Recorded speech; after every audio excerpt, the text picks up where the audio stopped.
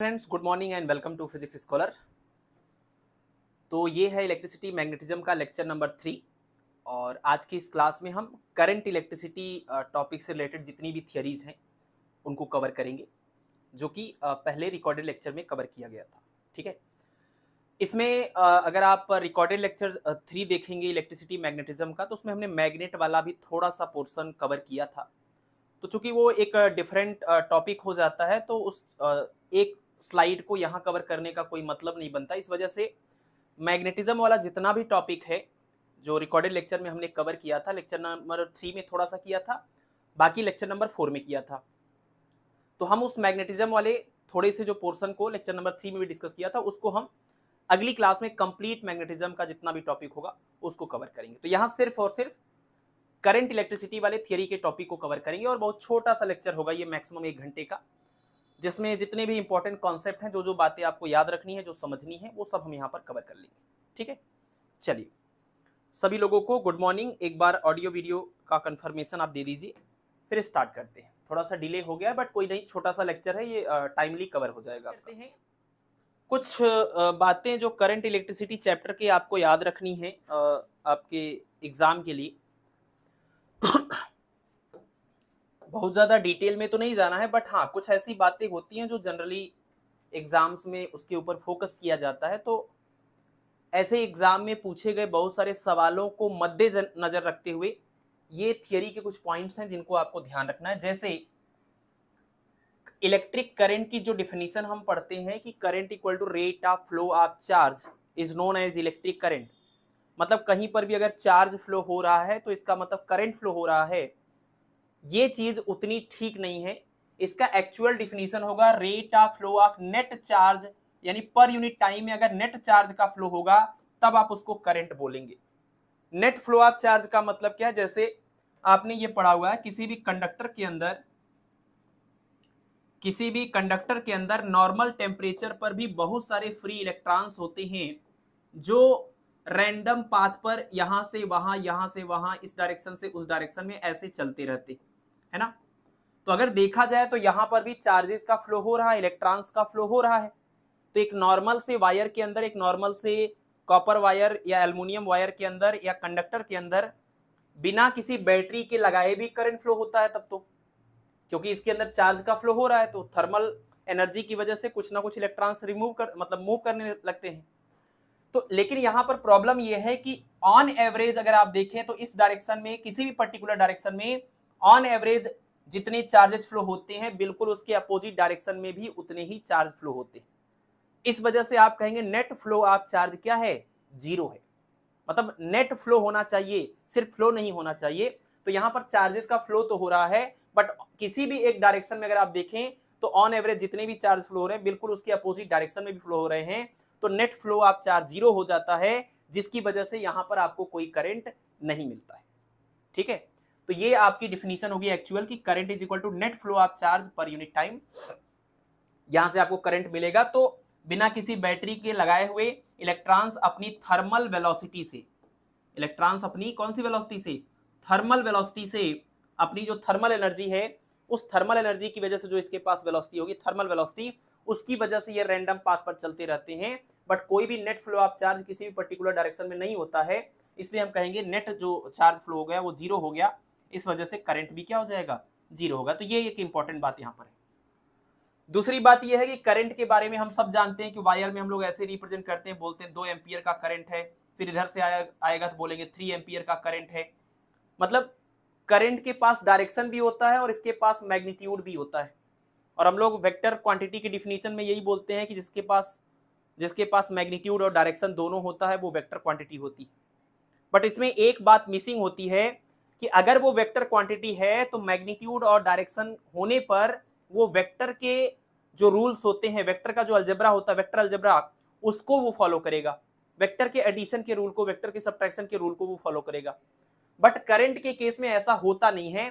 इसके पास डायरेक्शन भी है, इसके पास मैग्नीट्यूड भी है, बट ये वेक्टर अलजेब्रा के रूल को फॉलो नहीं करता है। मतलब अगर आप 2 करंट का रिजल्टेंट निकालें तो वो इनके बीच के एंगल पर डिपेंड ही नहीं करता है। जबकि वेक्टर अलजेब्रा का रूल क्या बोलता है कि अगर आपके पास ये कोई वेक्टर ए है और ये कोई वेक्टर बी है, इन दोनों के बीच का एंगल अगर आपने सपोज यहां ले लिया क्या, थीटा, तो ऐसे केस में आपका रिजल्टेंट आएगा r is equal to under root A square plus B square plus 2ab और उसके बाद में क्या, कॉस ऑफ थीटा। मतलब दो वेक्टर का जो रिजल्टेंट होता है वो इनके मैग्नीट्यूड के साथ साथ इनके बीच के एंगल पर भी डिपेंड करता है। बट इलेक्ट्रिक करंट के केस में ऐसा नहीं होता है।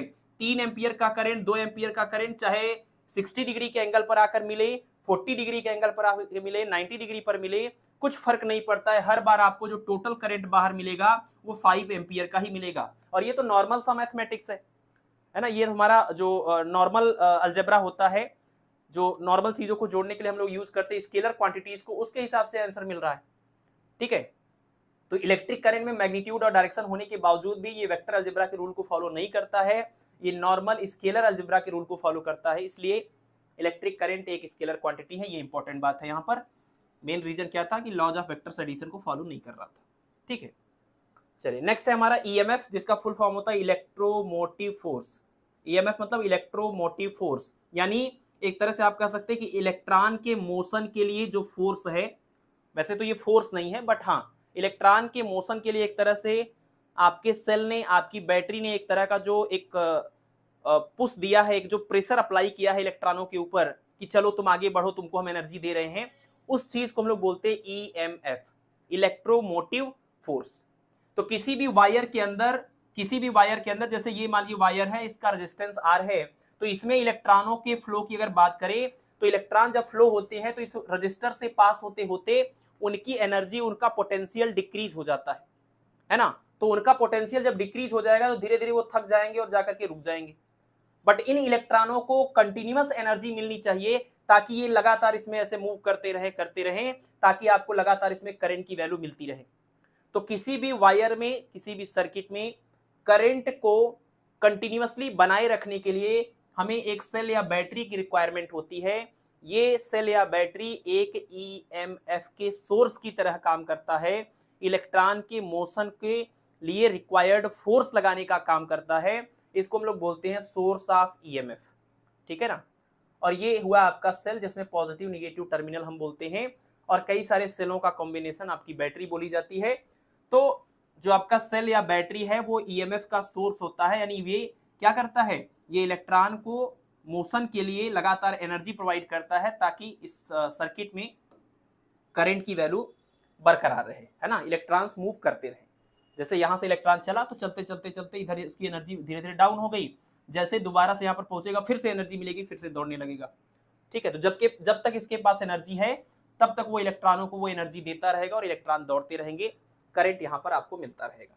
इंपॉर्टेंट बात ये कोई बड़ी बात नहीं है, इंपॉर्टेंट बात यहाँ पर ये है कि सवाल एक पूछा जाता है कि क्या कभी सेल का ईएमएफ आपके इस जो सर्किट आप यूज कर रहे हैं उसके टर्मिनल वोल्टेज से कम हो सकता है ना। ये स्पेशल सवाल है जो आपसे पूछते हैं, क्योंकि हम लोग ये मानते हैं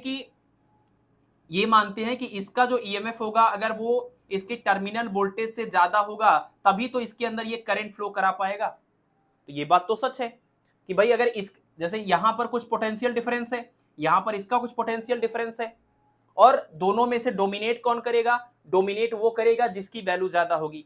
जैसे फॉर एग्जांपल अगर हम मान लीजिए आपसे कहें कि एक हमारे पास सेल ये है, इसका ईएमएफ E1 है, एक यहां पर हमने लगा दिया क्या, ये रजिस्टर R हो गया, ये E1 हो गया और ये क्या हो गया आपका E2। अब ऐसे में आप क्या कहेंगे, ये पॉजिटिव टर्मिनल, ये निगेटिव टर्मिनल, तो ये सेल क्या करेगा, इधर की तरफ करंट फ्लो कराने की कोशिश करेगा। इसका पॉजिटिव ये है, इसका निगेटिव ये है, तो ये क्या करेगा, ये इधर की तरफ करंट को फ्लो कराने की कोशिश करेगा।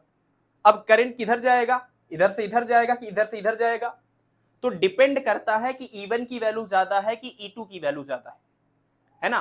अगर E1 की वैल्यू ज्यादा है तो ये डोमिनेट करेगा, फाइनली जो करंट फ्लो होगा वो इस पर्टिकुलर डायरेक्शन में फ्लो होगा। ठीक है, और कितने पोटेंशियल की वजह से फ्लो होगा, तो इनके और इनके डिफरेंस के बराबर आपको पोटेंशियल लेना होगा, उसके बराबर करंट फ्लो होगा। यानी current I is equal to आप लिखेंगे E1 माइनस में E2। भाई इस E1 के लिए E2 जो है बैक ईएमएफ का काम कर रहा है, एक तरह से अपोज करने का काम कर रहा है, ये इधर भेजने की कोशिश कर रहा है लेकिन ये उल्टा काम कर रहा है, तो इसके ईएमएफ को माइनस करेंगे तो ये रिजल्टेंट ईएमएफ हो जाएगा और अपान में रेजिस्टेंस कर देंगे तो यहां पर फ्लो होने वाला करंट आपको मिल जाएगा। ठीक, ये डायरेक्शन हो जाएगा करंट का अगर E1 की वैल्यू E2 से ज्यादा है तब। और अगर इसका उल्टा हो जाए, E2 की वैल्यू E1 से ज्यादा हो जाए तो ये डोमिनेट करेगा, तो इसकी वजह से जो करंट बन सकता था वो इधर की तरफ फ्लो होगा, तो करंट की वैल्यू आएगी इधर की तरफ। एक तो डायरेक्शन हो गया, और वैल्यू कितनी हो जाएगी, E2 में से अब E1 को माइनस करना होगा, क्योंकि ये E1 इस E2 के लिए बैक EMF का काम कर रहा है, और अपान में R लिखेंगे। ठीक है, तो कहने का मतलब यह है कि जो करंट है यहां पर, कि करंट इधर से इधर जाएगा, मतलब ये देखिए आपकी जो बैटरी थी, ये सेल था, करंट उसमें इधर से इधर की तरफ करंट जाएगा कि इधर से इधर की तरफ करंट जाएगा, ये देखने वाली बात है। जब आपके इस सेल में से करंट निकल रहा था, इस बैटरी में से करंट निकल रहा था, तो बोलेंगे कि हमारा सेल या बैटरी डिस्चार्ज हो रहा है, हमारा सेल या बैटरी डिस्चार्ज हो रहा है जब उसके अंदर से करंट निकल करके इसके अंदर फ्लो हो रहा है। और जिसके अंदर आप कह लीजिए करंट जिसके अंदर जा रहा है, अगर आपके सेल या बैटरी के अंदर करंट जाने लगे, उसमें से निकलने की बजाय उसके अंदर करंट जाने लगे, तो उससे बोलेंगे कि आपकी बैटरी या सेल जो है वो चार्ज हो रही है। ठीक है, तो दो कंडीशन बनती हैं कि आपका जो सेल है या बैटरी है वो चार्ज हो रहा है कि डिस्चार्ज हो रहा है। इसके बेसिस पर आप ये बता सकते हैं कि इसका जो ईएमएफ होगा वो टर्मिनल पोटेंशियल से ज्यादा होगा कि कम होगा। तो फार्मूला ये बनता है, जब आपका सेल जो है, ये जो सेल है वो आप एक्सटर्नल सोर्स से इसको चार्ज करते हैं, तो ऐसे में ये चार्ज तभी होगा, इसके अंदर करंट तभी फ्लो होगा, इसके अंदर जाकर के एनर्जी तभी स्टोर होगी जब ये इधर से आपने जो ईएमएफ लगाया है ये वैल्यू डोमिनेट करेगी, है ना। तो कहने का मतलब ये हुआ कि जब आप इसको चार्ज कर रहे होते हैं तो फार्मूला बनता है सेल का EMF is equal to V minus में I इंटू में R। और इस फार्मूले में अगर हम देखें तो साफ साफ पता चल रहा है जो E की वैल्यू है वो V में से कुछ माइनस करने पर आएगा, यानी E की वैल्यू जो है वो कम हो गई किससे, V से। यहाँ जो E की वैल्यू है वो V से क्या हो गई, कम हो गई, या कह लीजिए V की वैल्यू E से ज्यादा हो जाएगी। तो टर्मिनल वोल्टेज जो होगा वो सेल के ईएमएफ से यहाँ पर क्या हो गया, ज्यादा। अगर हम अपने सेल को क्या कर रहे हैं, चार्ज, भाई टर्मिनल वोल्टेज ये ज्यादा होगा तभी तो करंट इसके अंदर जाएगा, तभी तो हमारा ये सेल चार्ज हो पाएगा। अगर ये ज्यादा हो जाएगा तो ये वापस करंट इधर देने लगेगा, तो फिर ये चार्ज थोड़ी होगा, फिर तो ये डिस्चार्ज होगा। तो जब हम सेल से करंट लेते हैं तो हमारा सेल उस टाइम डिस्चार्ज होता है। उस केस में हमारे पास फार्मूला है ये E is equal to V plus I R, और इस फार्मूले में आप देख लीजिए सेल का ईएमएफ जो है वो टर्मिनल वोल्टेज से ज्यादा है। तो E की वैल्यू V से कम भी हो सकती है, E की वैल्यू V से ज्यादा भी हो सकती है, डिपेंड करेगा कि आप सेल से करंट ले रहे थे या सेल को करंट दे रहे थे। ठीक है, तो जब हम सेल से करंट लेते हैं यानी सेल डिस्चार्ज होता है, उस केस में E की वैल्यू ज्यादा होती है। जब हम सेल को ही वापस करंट दे रहे होते हैं, सेल को चार्ज कर रहे होते हैं, उस टाइम V की वैल्यू E से ज्यादा होती है। तो ये वाला केस लोगों को ऐसा एक्सपेक्ट नहीं करते हैं लोग, तो इस वजह से ये ध्यान नहीं रहता है। ये ध्यान रखिएगा, ये सवाल खूब पूछा जाता है एग्जाम में, टीचिंग एग्जाम में बहुत पूछा जाता है ये सवाल। ठीक है, बाकी ओम्स लॉ आप सबको पता है, किसी भी वायर के अक्रॉस अगर हम पोटेंशियल डिफरेंस अप्लाई करें तो उसके अंदर करंट फ्लो होने लगता है, और जो करंट की वैल्यू है वो दोनों वायर के दोनों एंड के बीच में पोटेंशियल डिफरेंस के डायरेक्टली प्रोपोर्शनल होता है। कोई अगर वायर है, इसके दोनों एंड के बीच में हम कुछ पोटेंशियल डिफरेंस क्रिएट कर दें तो इसके अंदर करंट फ्लो होने लगता है, और करंट की वैल्यू पोटेंशियल डिफरेंस की वैल्यू के ऊपर डिपेंड करता है। जितना ज्यादा पोटेंशियल डिफरेंस लगाएंगे उतना ज्यादा करंट फ्लो होगा, यानी V प्रोपोर्शनल टू I। और प्रोपोर्शनलिटी हटाएंगे तो यहाँ पर एक कांस्टेंट आएगा, जिस कांस्टेंट का नाम क्या है, इस वायर का रेजिस्टेंस R। ये आपका ओम्स लॉ हो गया। और ये ओम्स लॉ का ये जो फार्मूला है ये आपका स्केलर फॉर्म होता है। आपसे एग्जाम में ये नहीं पूछते हैं, आपसे एग्जाम में ये पूछते हैं कि ओम्स लॉ का वेक्टर फॉर्म इन चारों में से कौन है, या J equal to sigma E को क्या बोलते हैं, इस लॉ को हम क्या बोलते हैं। तो ऑप्शन में आपको बहुत सारे लॉज का नाम दिया जाएगा, उसमें ओम्स लॉ भी रहेगा। तो J equal to sigma into E, ये जो फार्मूला लिखा हुआ है इसको हम बोलेंगे क्या, इसको हम बोलते हैं ओम्स लॉ का वेक्टर फॉर्म, जहां J का मतलब है करंट डेंसिटी, अभी हम आगे देखेंगे। सिग्मा का मतलब होता है कंडक्टिविटी, और E का मतलब है इलेक्ट्रिक फील्ड। अगर आप J के फार्मूले को, सिग्मा के फार्मूले को, इन सबको और E के फार्मूले को इसको रखकर सिंप्लीफाई करेंगे तो आप वापस से यहीं पर पहुंच जाएंगे। तो ये हो गया आपके ओम्स लॉ का vector form, J equal to sigma E, जिसमें J भी एक वेक्टर क्वांटिटी है और E तो आप जानते हैं इलेक्ट्रिक फील्ड। ठीक है, तो J equal to sigma E, ये वाला सवाल आपको याद रखना है, ये फार्मूला आपको याद रखना है। ठीक है, देखिए ऐसे बहुत सारे कंडक्टर होते हैं जो ओम्स लॉ को फॉलो करते हैं, जो कहते हैं कि V प्रोपोर्शनल टू I, जितना ज्यादा पोटेंशियल डिफरेंस उतना ज्यादा करंट। और दो क्वांटिटीज जब एक दूसरे के डायरेक्टली प्रोपोर्शनल होती हैं तो उनके बीच का ग्राफ एक स्ट्रेट लाइन मिलता है ना। तो जो कंडक्टर, जो वायर ओम्स लॉ को फॉलो करेंगे उनको हम बोलेंगे ओमिक कंडक्टर, जो ओम्स लॉ को फॉलो नहीं करेंगे उनको बोलेंगे नॉन ओमिक कंडक्टर। और जो ओम्स लॉ को फॉलो करेंगे जिसके लिए V प्रोपोर्शनल टू I होगा, डायरेक्टली प्रोपोर्शनल होगा, उसमें V और I का ग्राफ स्ट्रेट लाइन मिलेगा। जो ओम्स लॉ को फॉलो नहीं करेंगे उसमें V और I का ग्राफ जो होगा वो स्ट्रेट लाइन नहीं मिलेगा। ठीक है, तो ऐसे कौन लोग होते हैं जो ओम्स लॉ को फॉलो करते हैं? तो जितने भी आपके मेटल्स हो गए और कुछ एलॉयज हो गई, मिश्र धातु जिसको बोलते हैं, दो अलग अलग मेटल्स को मिला करके, ये लोग आपके ओम्स लॉ को फॉलो करते हैं, तो उनके लिए ग्राफ ऐसा मिलता है।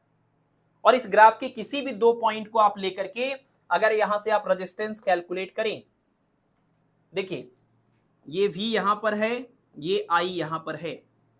कई बार ऐसा होता है एग्जाम में कि यहां पर आपको V की जगह पर I और I की जगह पर V लिख करके दिया जाएगा और आपको ये पता करना रहेगा कि रेजिस्टेंस की वैल्यू कितनी है या किसका टेम्परेचर ज्यादा है किसका टेम्परेचर कम है। एक क्वेश्चन हमने किया था पीछे वाली क्लास में, लेक्चर नंबर 5 वाले न्यूमेरिकल में, कि ऐसे दो ग्राफ दिया गया था और आपसे पूछ रहा था किसका टेम्परेचर हाई है। तो कुल मिलाकर के आपको ये देखना पड़ेगा कि V और I किस एक्सिस पर है, क्योंकि V और I के रेशियो से डिसाइड होगा रेजिस्टेंस कितना है। तो अगर मान लीजिए हमने ये एक पॉइंट ले लिया और ये एक पॉइंट ले लिया और इन दोनों पॉइंट के बीच में हमने इसका निकाला क्या, स्लोप। तो स्लोप का मतलब होता है tan थीटा और tan थीटा का मतलब होता है परपेंडिकुलर अपॉन बेस। तो ये परपेंडिकुलर आपका, अगर ये V है और ये I है तब, तो ये परपेंडिकुलर वोल्टेज को रिप्रेजेंट करेगा और ये जो बेस है वो करंट को रिप्रेजेंट करेगा, और वोल्टेज अपॉन करंट को ही हम लोग रेजिस्टेंस बोलते हैं। तो ऐसे में हमें क्या मिलेगा, रेजिस्टेंस। मतलब अगर y एक्सिस पर वोल्टेज और x एक्सिस पर करंट को रिप्रेजेंट करें तो इस ग्राफ का जो स्लोप होगा वो रेजिस्टेंस को एक्सप्रेस करेगा। तो जिसका जितना ज्यादा स्लोप होगा उसका उतना ज्यादा रेजिस्टेंस होगा। लेकिन अगर हम v को यहां पर रिप्रेजेंट करें और I को यहां पर रिप्रेजेंट करें तो ऐसे में स्लोप निकालिएगा तो tan theta equal to perpendicular upon base से, तो परपेंडिकुलर तो करंट को बताएगा और बेस आपका वोल्टेज को बताएगा, और करंट अपॉन वोल्टेज करेंगे तो करंट अपॉन वोल्टेज का मतलब 1 अपॉन क्या हो जाएगा, रेजिस्टेंस होगा। यानी अगर ये V है और ये I है तो इस ग्राफ का जो स्लोप है वो रेजिस्टेंस नहीं देगा, 1 अपॉन रेजिस्टेंस देगा। 1 अपॉन रेजिस्टेंस को हम कंडक्टेंस भी बोलते हैं। ठीक है, एक तो इस बात का ध्यान रखना, ये चेंज करते रहते हैं आपको कई बार कंफ्यूज करने के लिए। तो अगर कोई ओमिक कंडक्टर है जो ओम्स लॉ को फॉलो करता है तो उसका ग्राफ ऐसा ही स्ट्रेट लाइन मिलेगा वोल्टेज और करंट का। और इसमें जो रेजिस्टेंस है वो आप कोई भी दो पॉइंट सेलेक्ट कर करके निकालेंगे। सेम वायर की बात हो रही है तो कोई भी दो पॉइंट के बीच में आप ऐसे करके स्लोप निकाल के रेजिस्टेंस कैलकुलेट करेंगे तो वो हर बार सेम ही निकल के आएगा, इसलिए हम इसको नाम देते हैं स्टैटिक रेजिस्टेंस। लेकिन अगर कोई नॉन ओमिक कंडक्टर है जो ओम्स लॉ को फॉलो नहीं करता है, उसके केस में अगर आप वोल्टेज और करंट के ग्राफ को देखें तो ये ग्राफ आपका कुछ ऐसा रहेगा, कर्व रहेगा, और इस कर्व में आप किसी भी दो अलग अलग पॉइंट की बात कर लीजिए, मतलब कोई भी दो अलग अलग पॉइंट की अगर बात करते हैं तो इस पॉइंट पर अलग रेजिस्टेंस आएगा और इस पॉइंट पर अलग रेजिस्टेंस आएगा। ठीक है, यानी वोल्टेज बढ़ाने के साथ जिस आप नॉन ओमिक कंडक्टर की बात कर रहे थे उसका रेजिस्टेंस भी चेंज हो रहा था, जबकि ओमिक कंडक्टर में रेजिस्टेंस चेंज नहीं हो रहा था। तो ये आपका हर बार आपको सेम रेजिस्टेंस देगा, लेकिन ये आप हर दो पॉइंट के लिए अलग अलग रेजिस्टेंस देगा, तो इसको हम डायनामिक रेजिस्टेंस बोलेंगे। ठीक है ना, डायनामिक मतलब बदलता रहता है। तो ये दो नाम है, ohmic conductor, non ohmic conductor. Diode हो गए, ट्रांजिस्टर हो गए, गैसेस हो गई, ये सारी चीजें जो डायोड वाल्व हो गई, ये सब आपके नॉन ओमिक कंडक्टर के अंतर्गत आते हैं। इनका ग्राफ ऐसा स्ट्रेट लाइन नहीं मिलेगा, ऐसा मिलेगा कर्व। और मेटल्स हो गए, एलॉयज हो गए, इनके लिए स्ट्रेट लाइन मिलेगा। ठीक है, स्लाइड से पूरे इंपॉर्टेंट बात जो आपको ध्यान रखनी है, एक ये वाला एक्सप्रेशन कि कब ई की वैल्यू ज्यादा होती कब कम होती है, और एक ये वाला फार्मूला जिसको हम ओम्स लॉ का वेक्टर फॉर्म बोलते हैं। बाकी चीजें जस्ट इंफॉर्मेशन के लिए थी, कुछ स्पेशल नहीं। ये दो बातें स्पेशल हैं जो आपके एग्जाम में सीधे आती है। ठीक है, ठीक है ना। हाँ, लैब असिस्टेंट के एग्जाम में ओम्स लॉ का वेक्टर फॉर्म, हाँ जनरली मतलब ये ओम्स लॉ का जो वेक्टर फॉर्म है वो मतलब बहुत ज़्यादा उस तरह का क्वेश्चन है, इस तरह के एग्जाम के लिए, टीचिंग एग्जाम के लिए पूछा ही जाता है ये। ठीक है, ठीक है, चलिए नेक्स्ट। इस पूरे स्लाइड में अगर देखा जाए तो आपके लिए कुछ इंपॉर्टेंट बात की अगर हम चर्चा करें तो दो ही इंपॉर्टेंट बात है। एक ये कि ये वाला फार्मूला जो है इसमें अल्फा की बात करें, इसका ग्राफ वगैरह पूछा जाता है, और दूसरा ये करंट डेंसिटी के बारे में आप याद कर सकते हैं। बाकी चीजें जस्ट फॉर इंफॉर्मेशन, आपको सिर्फ रिकॉल करने के लिए बाकी बातें हैं।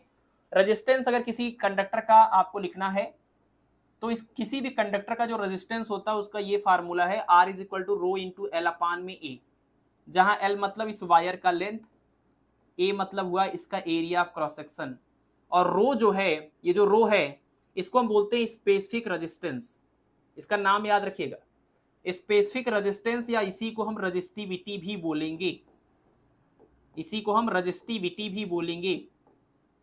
तो रेजिस्टेंस अलग चीज है और स्पेसिफिक रेजिस्टेंस अलग चीज है।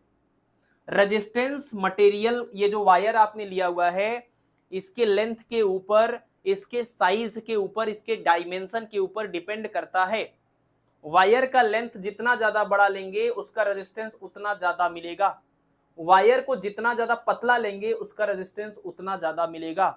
मतलब लंबे और पतले वायर का रेजिस्टेंस ज्यादा होता है, लंबे और पतले वायर का रेजिस्टेंस ज्यादा होता है।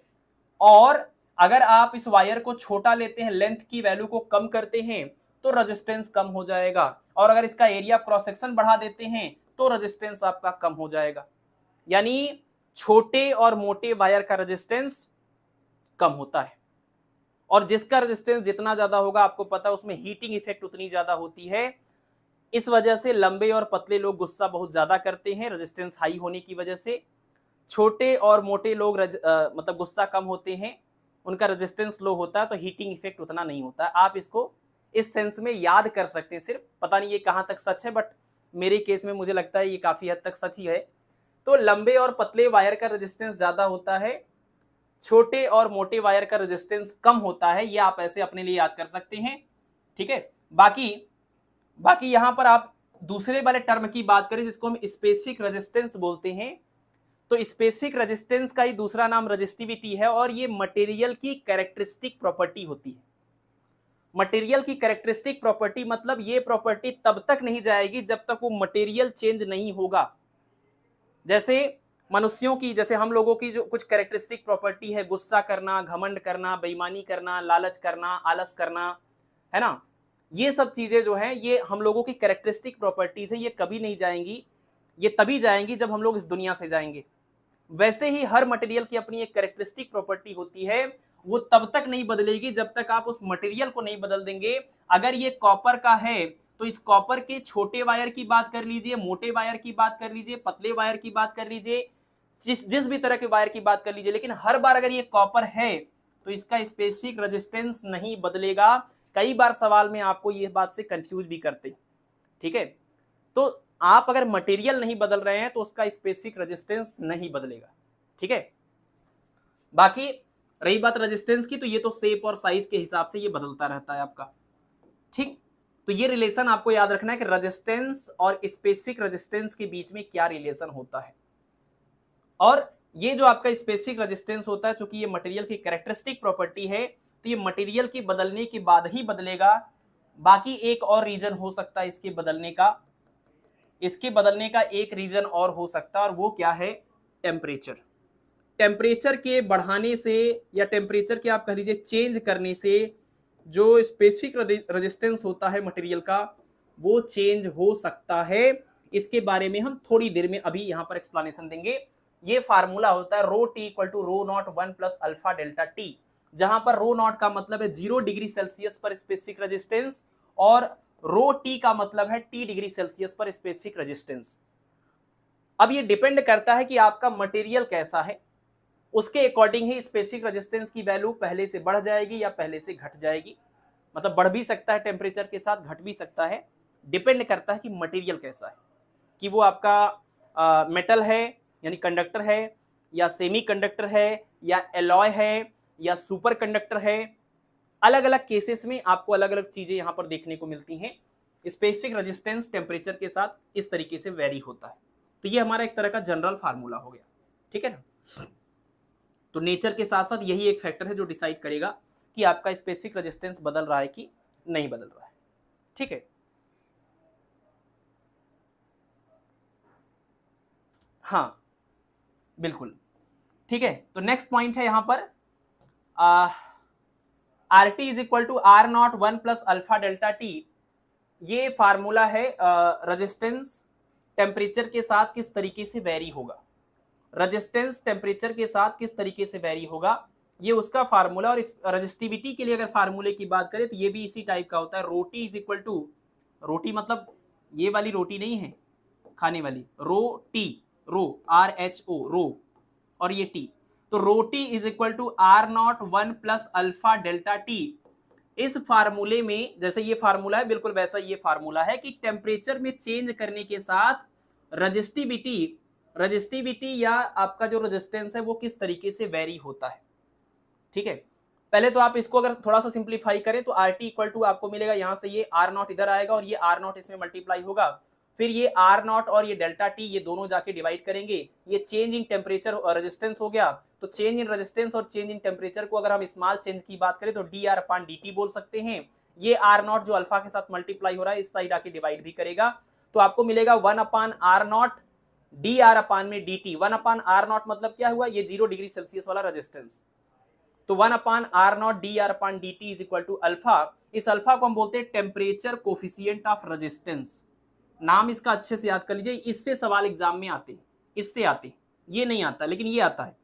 टेम्परेचर कोफिशिएंट ऑफ रेजिस्टेंस जो है वो temperature coefficient of resistance alpha की वैल्यू किसी सब्सटेंस के लिए पॉजिटिव होती है तो किसी के लिए नेगेटिव होती है।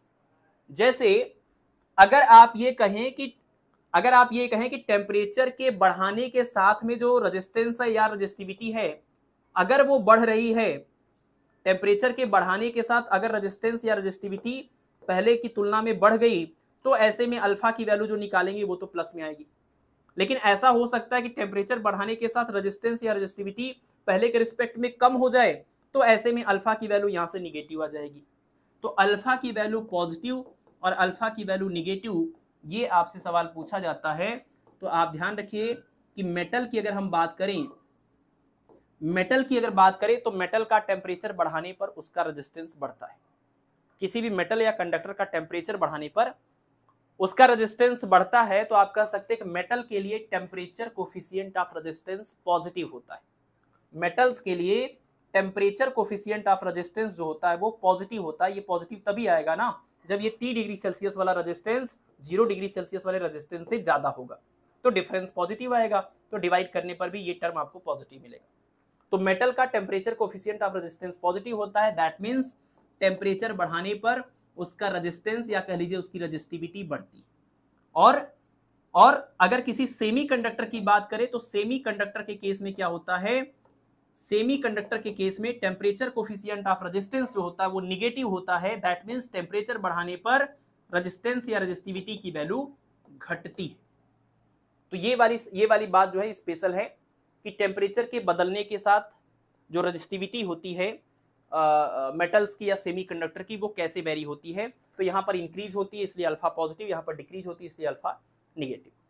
हम इसका ग्राफ आपको शॉर्ट में यहाँ पर दिखा दे रहे हैं, बाकी उसको हम एक क्वेश्चन के रूप में बना करके आपको आगे की क्लासेस में या इवनिंग वाली जो क्लास होती है न्यूमेरिकल की उसमें ऐड कर देंगे ये ग्राफ जो आपसे पूछा गया है कई बार। तो 3-4 ग्राफ है आपके रेजिस्टिविटी और ये टेम्परेचर के, रेजिस्टिविटी और टेम्परेचर के बीच में अगर हम ग्राफ की बात करें तो मेटल्स के लिए या कंडक्टर के लिए या कॉपर वायर की बात कर लें तो उसके लिए ये ऐसा होता है, ऐसा कि टेम्परेचर बढ़ने के साथ रो की वैल्यू बढ़ती जाती है और धीरे धीरे थोड़ी थोड़ी कांस्टेंट होती है। शुरुआत में वेरिएशन ज्यादा होगा, बाद में कम होता है। ठीक है, और 0 डिग्री सेल्सियस पर भी कुछ नॉन जीरो रेजिस्टिविटी होती है, ऐसा नहीं कि जीरो हो जाएगा, कुछ नॉन जीरो रेजिस्टिविटी होती है 0 डिग्री सेल्सियस पर भी। तो ये आपका कुछ मान लीजिए मेटल्स के लिए, कॉपर वायर के लिए रेजिस्टिविटी और टेम्परेचर के बीच का ग्राफ हो गया। अगर यही ग्राफ हम नाइक्रोम नाम के एलॉय की बात करें, नाइक्रोम स्पेशली पूछा जाता है, निकिल और क्रोमियम के कॉम्बिनेशन को नाइक्रोम बोलते हैं, तो उसका ग्राफ कुछ ऐसा मिलता है, इस टाइप का। नॉन जीरो वैल्यू से स्टार्ट होगा और कुछ इस तरीके से ये स्टेट टेम्परेचर के साथ रो की वैल्यू कुछ इस तरीके से वेरी होगी। ठीक है, और अगर हम बात करें किसी सेमीकंडक्टर की जिसमें टेम्परेचर बढ़ाने पर रो की वैल्यू घटती है, तो उसका ग्राफ हमें कुछ इस नेचर का मिलेगा, इस टाइप का सेमीकंडक्टर के लिए मिलेगा। और लास्ट में एक कंडीशन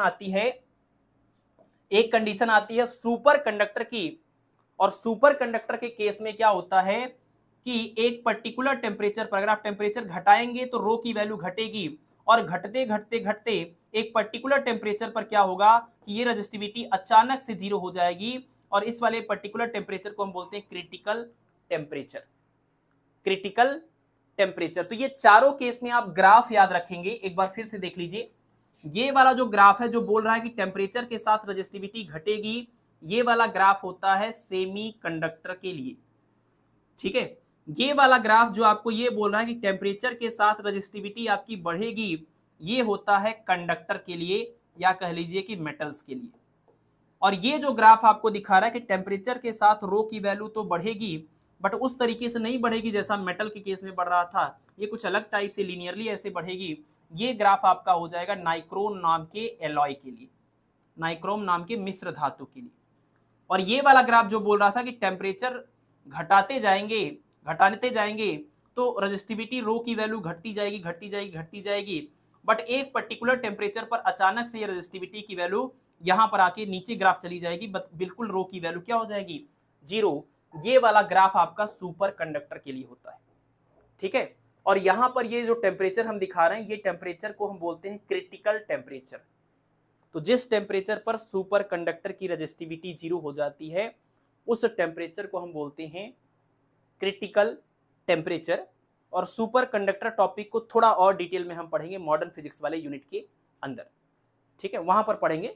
सवाल हम वहीं पर कर लेंगे या यहीं पर कर लेंगे। ये वाला क्वेश्चन ग्राफ वाला प्रॉपर एक क्वेश्चन आपसे एग्जाम में पूछा जाता है, ठीक है।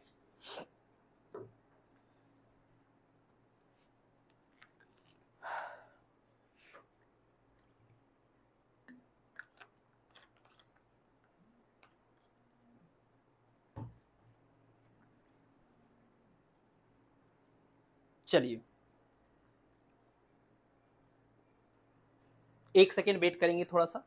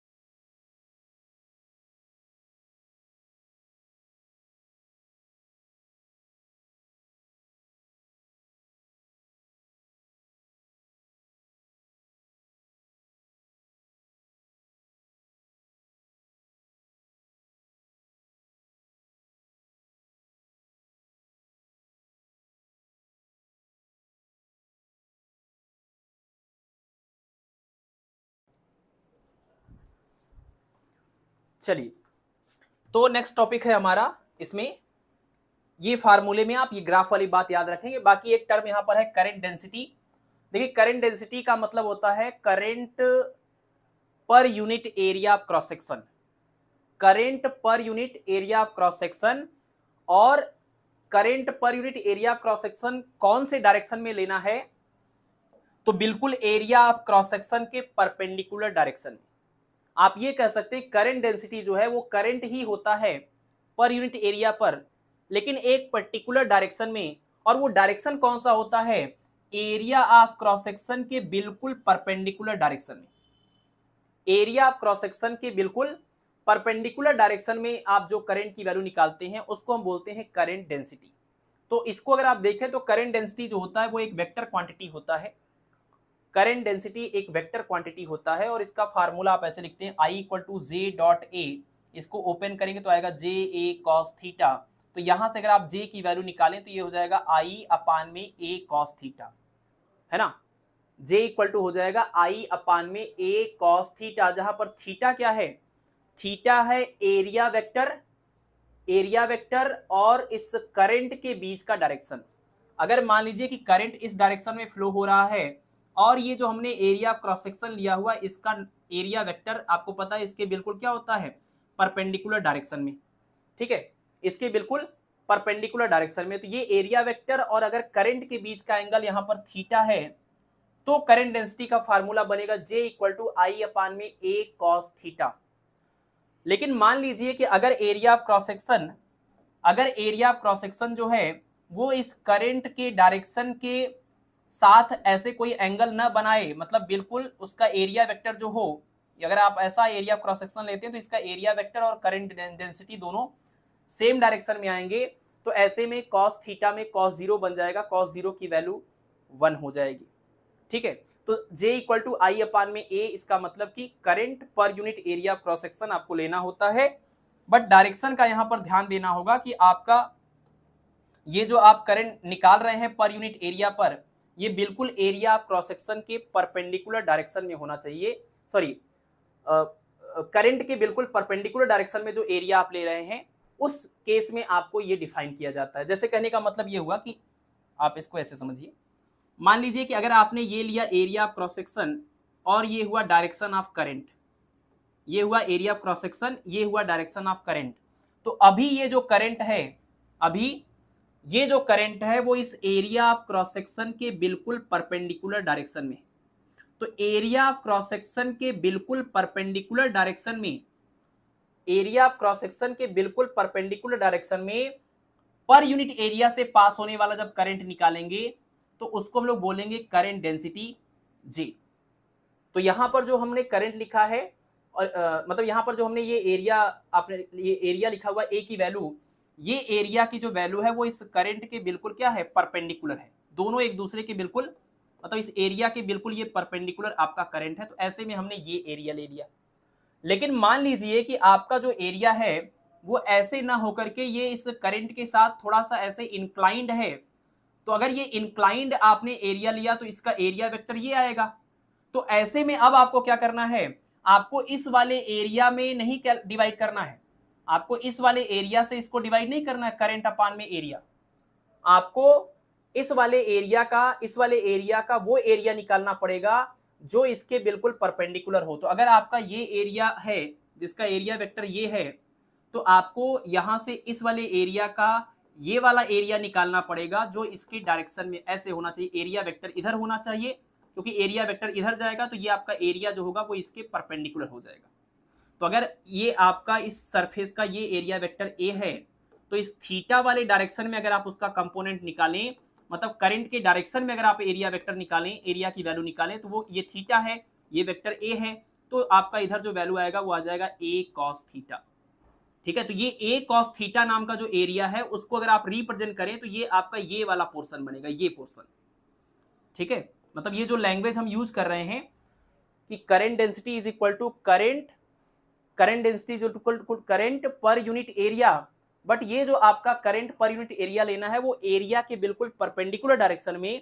उस बात के लिए आप इसको समझिए कि अगर आपका एरिया ऐसा है, ये आपका एरिया है और ये करंट का डायरेक्शन है, तो अभी आपका ये जो एरिया है वो करंट के परपेंडिकुलर डायरेक्शन वाला नहीं है, तो इस करंट के परपेंडिकुलर डायरेक्शन वाला एरिया, ये वाला एरिया अगर आपको निकालना है तो एरिया वेक्टर के टर्म में क्या करेंगे कि इस वाले एरिया का एरिया वेक्टर इधर था, तो इस वाले एरिया का अगर एरिया वेक्टर निकालें वो इधर आएगा, और यही वाला एरिया आपके करंट के परपेंडिकुलर भी है, तो इधर वाला जो एरिया आएगा, इस परपेंडिकुलर एरिया का जो ये एरिया वेक्टर आएगा वो वेक्टर आपका इस डायरेक्शन में आएगा, और इसकी वैल्यू अगर आपको निकालनी है तो आप वेक्टर का रूल यूज करेंगे कि इसका अगर ये वैल्यू है A और ये एंगल है थीटा, तो इस डायरेक्शन में इसकी वैल्यू हो जाएगी A cos थीटा। ठीक है, और अगर ये बात में कंफ्यूजन हो रहा है तो सिर्फ इतना याद रखिए कि करंट का डायरेक्शन अगर ये है और एरिया का डायरेक्शन अगर ये है, इसके बीच का अगर एंगल थीटा है तो J equal to I upon A cos theta, और अगर दोनों का डायरेक्शन सेम हो जाएगा, थीटा 0 हो जाएगा, तो J equal to I upon A सिर्फ लिख लेना है, यही आपका करंट डेंसिटी का फार्मूला होगा।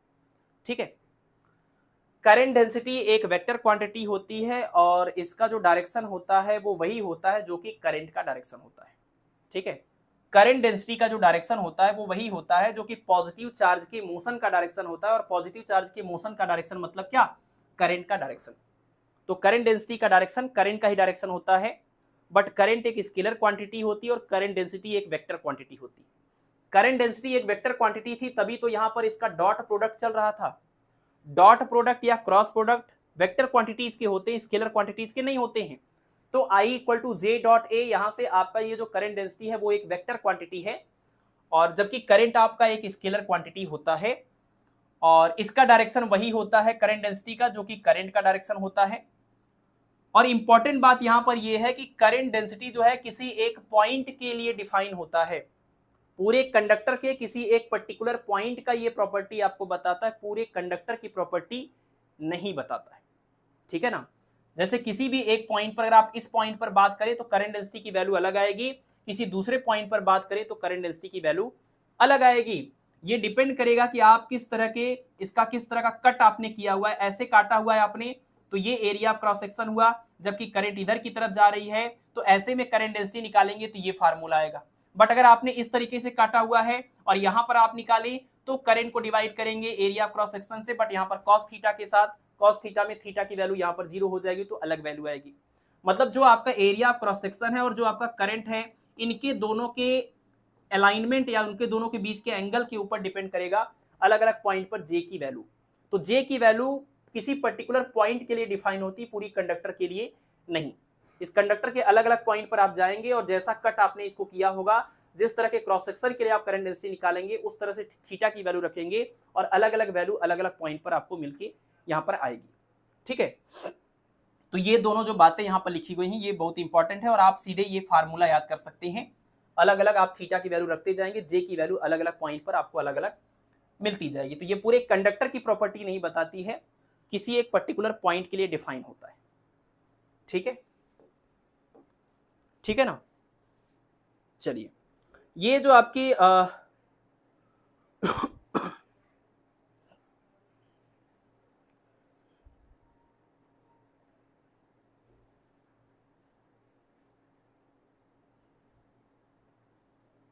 हाँ ठीक है, ठीक है, इस ग्राफ को नोट्स में ऐड कर देंगे और क्वेश्चन के साथ भी हम इस चीज को ऐड कर देंगे तो वहां से क्लियर हो जाएगा।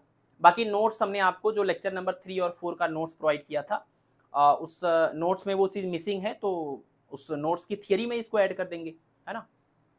आज आपको नोट्स प्रोवाइड करेंगे दोबारा से तो उसमें हम थियरी में ये ग्राफ बना देंगे पीछे वाला, ठीक है। कंडक्टेंस और रेजिस्टेंस एक दूसरे के बिल्कुल रेसिप्रोकल होते हैं। रेजिस्टेंस का उल्टा कंडक्टेंस होता है, जिस वायर का रेजिस्टेंस जितना ज्यादा है उसका कंडक्टेंस उतना कम होगा, है ना। इसी तरह से जैसे कंडक्टेंस रेजिस्टेंस का उल्टा कंडक्टेंस होता है, वैसे ही रेजिस्टिविटी का उल्टा क्या होता है, कंडक्टिविटी होता है। रेजिस्टिविटी के रेसिप्रोकल को कंडक्टिविटी बोलते हैं। तो 1 अपान रेजिस्टिविटी, रेजिस्टिविटी को दूसरा नाम क्या इसका था, स्पेसिफिक रेजिस्टेंस। स्पेसिफिक रेजिस्टेंस का ही दूसरा नाम रेजिस्टिविटी होता है। तो 1 upon resistivity is equal to conductivity बोल लीजिए, या 1 upon specific resistance is equal to specific conductance बोल लीजिए। तो 1 अपान रेजिस्टेंस है तो कंडक्टेंस, और 1 अपान स्पेसिफिक रेजिस्टेंस है तो स्पेसिफिक कंडक्टेंस, या इसको बोलिए 1 अपान रेजिस्टिविटी तो इसको बोलिए आप कंडक्टिविटी, है ना। तो इस तरीके से आप इनको याद कर सकते हैं, दोनों इसी टाइप के हैं। तो ये रेजिस्टेंस है तो ये कंडक्टेंस है, ये रेजिस्टिविटी है तो कंडक्टिविटी है। सिंबल्स आप देख सकते हैं यहां पर, ठीक है। चलिए चलिए नेक्स्ट पॉइंट है कलर कोडिंग। कलर कोडिंग आपके एग्जाम कब होगा, एग्जाम कब होगा इस बारे में तो कुछ नहीं कह सकते हैं, क्योंकि लैब असिस्टेंट के एग्जाम का जो आप लोगों का पहले टेंटेटिव डेट आया था वो जून की लास्ट वीक में आया था, और जून का लास्ट वीक अब आ ही गया है तो उसमें, और अभी तक कोई ऑफिशियल कंफर्मेशन तो है नहीं, तो कुछ नहीं कह सकते इस मामले में। लेकिन हाँ आप मान के चलिए कि जून के लास्ट में आपका एग्जाम है, इसी पॉइंट ऑफ व्यू से और इसी मोड में आपको प्रिपरेशन करनी है, ठीक है। और मैं वही एक बात आप सब लोगों को बोलूंगा, बार बार बोलूंगा जब तक आपका एग्जाम नहीं हो जाएगा, कि अगर आप लैब असिस्टेंट का एग्जाम देना चाहते हैं और मास्टर बैच 2 पॉइंट आपने नहीं देखा है तो एग्जाम के बाद हमें कुछ मत कहिएगा कि आपने सर पहले बताया नहीं था, नहीं तो हम इसको देख लिए होते और सारे क्वेश्चन हम करके आते, ठीक है। अगर आपको लैब असिस्टेंट का एग्जाम देना है और आपने ये वाला पूरा प्लेलिस्ट नहीं प्रॉपरली फॉलो किया है तो एग्जाम के बाद हमें मत कहिएगा कि आपने बताया नहीं, क्योंकि आपका जो सिलेबस है वो exact syllabus word to word करके तो यहाँ नहीं पढ़ाया है, बट यहाँ जो क्वेश्चंस कराए गए हैं, जो क्वेश्चंस का लेवल है और जो भी टॉपिक कराए गए हैं वो आपके लैब असिस्टेंट के एग्जाम के लिए बहुत बहुत बहुत ज्यादा यूजफुल है। बाकी इस बैच के अंदर तो हम लोग पूरे सिलेबस के एक एक टॉपिक को पढ़ ही रहे हैं, बट बहुत सारे यहाँ पर क्वेश्चंस ऐसे होते हैं जिनका लेवल इतना हाई है कि आपके लिए उसको देखने से कोई बहुत ज्यादा बेनिफिट नहीं होगा, तो आपको ऐसे प्रॉब्लम्स को इग्नोर करना है, ठीक है। तो बहुत ज्यादा बेसिक, बहुत ज्यादा हल्के वाले प्रॉब्लम की संख्या थोड़ी सी इस बैच में कम है, क्योंकि मेरा ये मानना है कि अगर आप हाई लेवल का चीज मेंटेन कर पा रहे हैं तो लो लेवल आपका ऑटोमेटिक कवर हो जाएगा।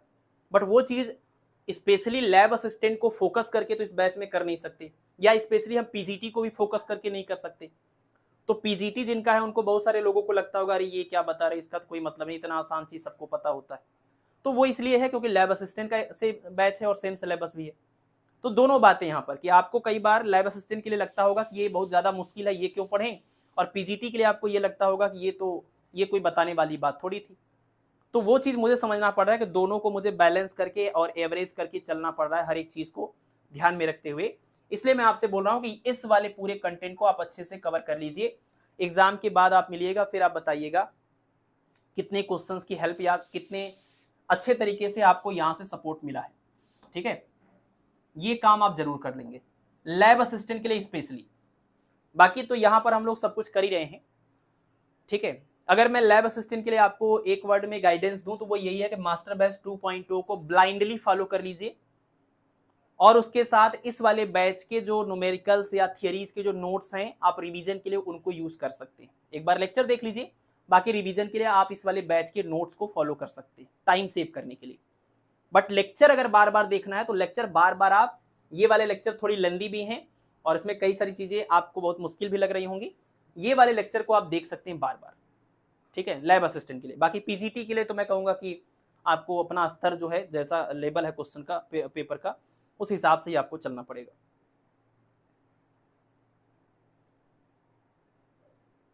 ठीक है, चलिए। हाँ, केवीएस वाले प्लेलिस्ट में भी बहुत सारे सवाल हैं, आप उनको ट्राई कर सकते हैं। चलिए, कलर कोडिंग की अगर बात करें तो जो कार्बन रजिस्टर होते हैं उनकी रेजिस्टेंस की वैल्यू एग्जैक्ट वैल्यू ना लिख करके वहां पर कोड के फॉर्म में, कलर के फॉर्म में लिखा जाता है, जिसको हम कलर कोड बोलते हैं। जैसे एक वायर दे दिया और इस पे हमने कुछ सिंबल बना दिया और आपको पता कर लेना है इसका रेजिस्टेंस कितना है, और हमने रेजिस्टेंस की वैल्यू नहीं लिखी, तो उसका ये तरीका होता है जिसको हम कलर कोडिंग बोलते हैं। 2 मिनट में आपको ये समझ में आ जाएगा कि कलर कोडिंग में क्या होता है कि ऐसे कोई एक आपका वायर होगा, रजिस्टर होगा, इसमें कुल 4 बैंड होंगे, कुल 4 ऐसे बैंड होंगे, और इन 4 बैंड में से जो पहले 3 बैंड होंगे वो आपको रेजिस्टेंस की न्यूमेरिकल वैल्यू को बताएंगे। पहले 3 कलर्स जो होंगे, पहले 3 जो बैंड होंगे वो आपको रेजिस्टेंस की वैल्यू देंगे, और लास्ट वाला जो बैंड होगा वो आपको ये बताएगा कि ये रेजिस्टेंस की वैल्यू कितने से कितने तक वेरी हो सकती है, क्योंकि एग्जैक्ट वैल्यू नहीं रहती है इसके रेजिस्टेंस की। इसके रेजिस्टेंस की वैल्यू सिचुएशन के अकॉर्डिंग, टेम्परेचर के अकॉर्डिंग, प्रेशर के अकॉर्डिंग थोड़ी बहुत वेरी होती रहती है। तो वो वेरिएशन कहां से लेकर के कहां तक का होगा, टॉलरेंस उसका कहां से लेकर के कहां तक का होगा, वो चीज का अंदाजा लगेगा आपको लास्ट वाले कलर से, लास्ट वाले बैंड से। जैसे मान लीजिए इसके रेजिस्टेंस की वैल्यू आ गई 100 ओम और इसमें टॉलरेंस जो आ गया वो आ गया 5%। इसका मतलब ये हुआ कि 5% वेरिएशन पॉसिबल है। मतलब इसका रेजिस्टेंस जो 100 ओम था उस 100 ओम से 5% ज्यादा भी हो सकता है कभी, और 5% कम भी हो सकता है कभी। मतलब अगर इससे 5% ज्यादा करेंगे तो 105 आएगा और कम करेंगे तो ये 95 आएगा। मतलब जिसका रेजिस्टेंस आपने 100 ओम मेजर किया है वो 95 से 105 के बीच में कुछ भी हो सकता है। ठीक है, ये चीज को बताता है आपका टॉलरेंस। तो पहले 3 बैंड से हमें ये वाली वैल्यू मिलेगी रेजिस्टेंस की, और लास्ट वाले बैंड से हमें ये पता चलेगा कितने परसेंट का वेरिएशन हो रहा है, टॉलरेंस हो रहा है। तो आप यहां पर देखें अगर, तो इससे आपको ये पता चल रहा है कि जितना ज्यादा टॉलरेंस होगा रेजिस्टेंस की वैल्यू में उतना ज्यादा वेरिएशन या फ्लक्चुएशन होता रहेगा। और ज्यादा वेरिएशन होना रेजिस्टेंस की वैल्यू में अच्छी बात हमारे लिए नहीं है। पता चले हम 100 ओम का लेके आ रहे हैं और वो किसी दिन जब हम यूज करने जा रहे हैं वो 200 ओम की तरह काम कर रहा है उस दिन, ये अच्छी बात तो नहीं है। हम तो चाहेंगे कि ज्यादा से ज्यादा उसका जो ये मतलब कह लीजिए विंडो है वेरिएशन की वो एक बहुत पतली हो, कम से कम वेरिएशन हो तो उतनी अच्छी बात होगी हमारे लिए। तो ये जो टॉलरेंस नाम का टर्म है, ये जो बैंड आपका लास्ट वाला है, ये टॉलरेंस जितना कम से कम हो ये हमारे लिए उतनी ज्यादा अच्छी बात होती है। ठीक है ना, तो ये आपको ध्यान रखना है। तो पहले 3 बैंड से हमें मिलेगा रेजिस्टेंस की वैल्यू और लास्ट वाले बैंड से हमें मिलेगा टॉलरेंस। और मान लीजिए कि पहले 3 बैंड जो हैं, 3 जो कलर्स हैं, उनके कलर के अकॉर्डिंग जो कोड बनेगा, अगर वो ए बी सी है, न्यूमेरिकल वैल्यू इसका ए है, इसका बी है, इसका सी है, तो रेजिस्टेंस की वैल्यू कितनी आएगी, लिखा जाएगा R is equal to A into B. मतलब इस वाली वैल्यू और इस वाली वैल्यू को मल्टीप्लाई करके एक नंबर बनाएंगे और 10 के पावर में जो यहाँ वाली वैल्यू आई होगी उसको लिखेंगे C, फिर प्लस माइनस के साथ जो लास्ट वाली वैल्यू आई होगी टॉलरेंस वो यहाँ पर लिख देंगे। तो ABCD अगर ये बैंड की कोडिंग है तो रेजिस्टेंस को लिखा जाएगा AB into 10 power C plus minus में D परसेंट। और इसी के बेसिस पर हम अभी थोड़ी देर में पता करेंगे कि मान लीजिए कि पहला बैंड रेड कलर का है, ये दूसरा बैंड आपका ग्रीन कलर का है, तीसरा बैंड आपका येलो कलर का है, लास्ट वाला बैंड आपका गोल्डन कलर का है, तो ऐसे केस में इसके रेजिस्टेंस की वैल्यू और उसका टॉलरेंस कितना आएगा, ये चीज को अभी हम कैलकुलेट करेंगे। उससे पहले आप ये कोड देख लीजिए, इस कलर के कोड को डिकोड करने का तरीका आप देख लीजिए, और वो ये है कि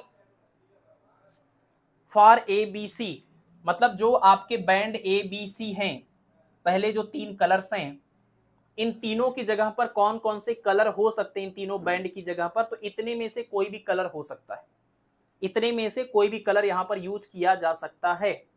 और जो भी कलर यूज किया जाएगा उसकी अपनी एक न्यूमेरिकल वैल्यू होगी, उसका कोड होगा, और इस कोड को या इस न्यूमेरिकल वैल्यू को याद करने के लिए आपको ये स्टेटमेंट याद करना है।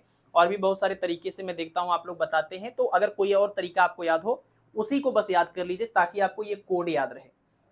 तो यहां पर जो लिखा है वो क्या है, BB Roy great boy very good wife, BB Roy great boy very good wife, ये स्टेटमेंट याद करके आपको ये याद करना है कि बी फॉर यहां पर ब्लैक है, देखिए 2 बार बी आया है तो पहले ब्लैक आएगा फिर बाद में ब्राउन आएगा, 2 बार या 3 बार ब्लैक बी आएगा, ठीक है ना, यहां पर ये ब्लू हो जाएगा, तो ब्लैक ब्राउन और ब्लू हो जाएगा। और इसी तरीके से जी आपका 2 बार आएगा, यहां पर ग्रे होगा और यहां पर क्या होगा, यहां पर आपका ग्रीन होगा, तो यहां पर ग्रीन होगा और यहां पर ग्रे होगा।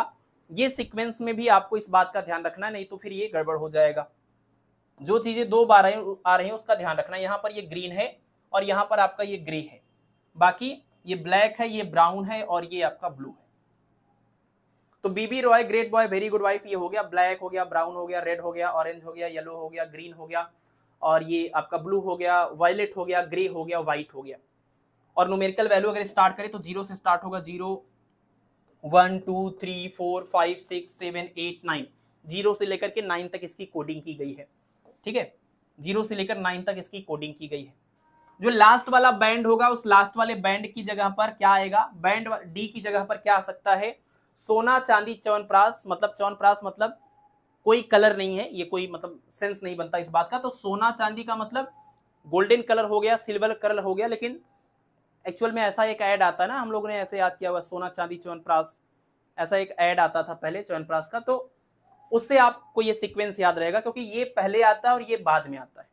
और सोने का टॉलरेंस 5% है, चांदी का टॉलरेंस 10% है, गोल्डन कलर है तो अच्छी बात है क्योंकि 5% का ही फ्लक्चुएशन होगा, सिल्वर है तो 10% का फ्लक्चुएशन चलेगा, और अगर च्यवनप्राश मतलब कोई कलर नहीं है अगर वहां पर तो बहुत बुरा है क्योंकि फिर 20% का फ्लक्चुएशन यहां पर होगा, 5 10 के बाद 15 नहीं है, सीधा 20 है, ठीक है।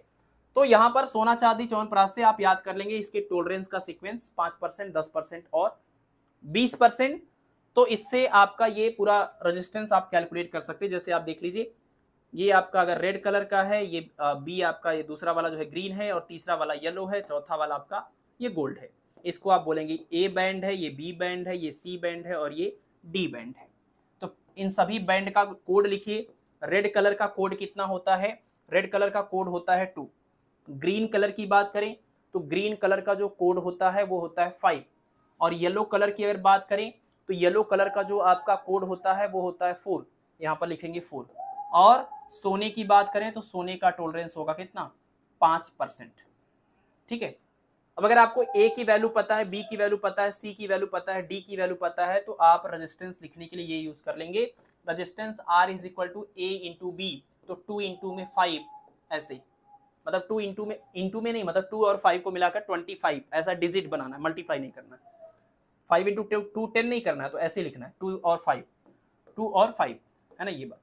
और आपका इंटू 10 पावर कितना, 10 पावर ये आपका सी मतलब कितना 4, फिर उसके बाद प्लस माइनस डी कितना, ये है 5%, मतलब ये रेजिस्टेंस की वैल्यू हो गई और उसका ये फ्लक्चुएशन हो गया 5% का, तो ये इस वाले केस में आंसर बन जाएगा, ठीक है। इस वाले केस में इस वाले केस में रेजिस्टेंस की ये वैल्यू आएगी। तो आप लोग भी चेक करिए आपका भी यही आंसर आ रहा है या फिर इससे अलग आ रहा है। एक हम आपसे और क्वेश्चन दे रहे हैं, आप जरा बताइए इसका आंसर कितना आएगा। तो एक हम दे रहे हैं, जरा आप लोग बताएंगे। जैसे मान लीजिए हमने आपको दे दिया बैंड ए है ब्लू कलर का और बैंड बी है आपका ग्रे कलर का, बैंड सी है आपका ऑरेंज कलर का। चलिए बताइए इसका रेजिस्टेंस कितना निकल के आएगा। ब्लू कलर का बैंड है, फिर ग्रे कलर का बैंड है और उसके बाद ऑरेंज कलर का बैंड है, तो इसका रेजिस्टेंस कितना निकल के आएगा, आप इसको बताइए सॉल्व करके।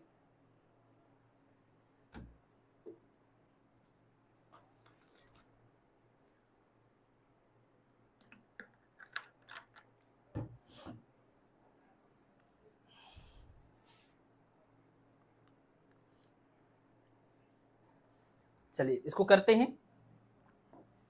देखिए ब्लू कलर की बात अगर करें तो ब्लू कलर जो होता है उसका आपका जो कोड होता है उसका होता है 6, और ग्रे कलर की अगर बात करें तो ग्रे कलर का आपका कोड होता है 8, और ऑरेंज कलर की अगर बात करें तो ऑरेंज कलर का जो कोड होता है वो होता है 3। ठीक है, तो ए बी और सी की वैल्यू मिल गई, तो आप लिखेंगे R is equal to A B मतलब 6 और 8 और 10 पावर C मतलब कि 3 प्लस माइनस चौथे वाले बैंड का हमने कलर ही नहीं बताया, इसका मतलब च्यवनप्राश था यानी कि 20%, तो ये इसका रेजिस्टेंस हो जाएगा 68 इंटू 10 पावर 3 54।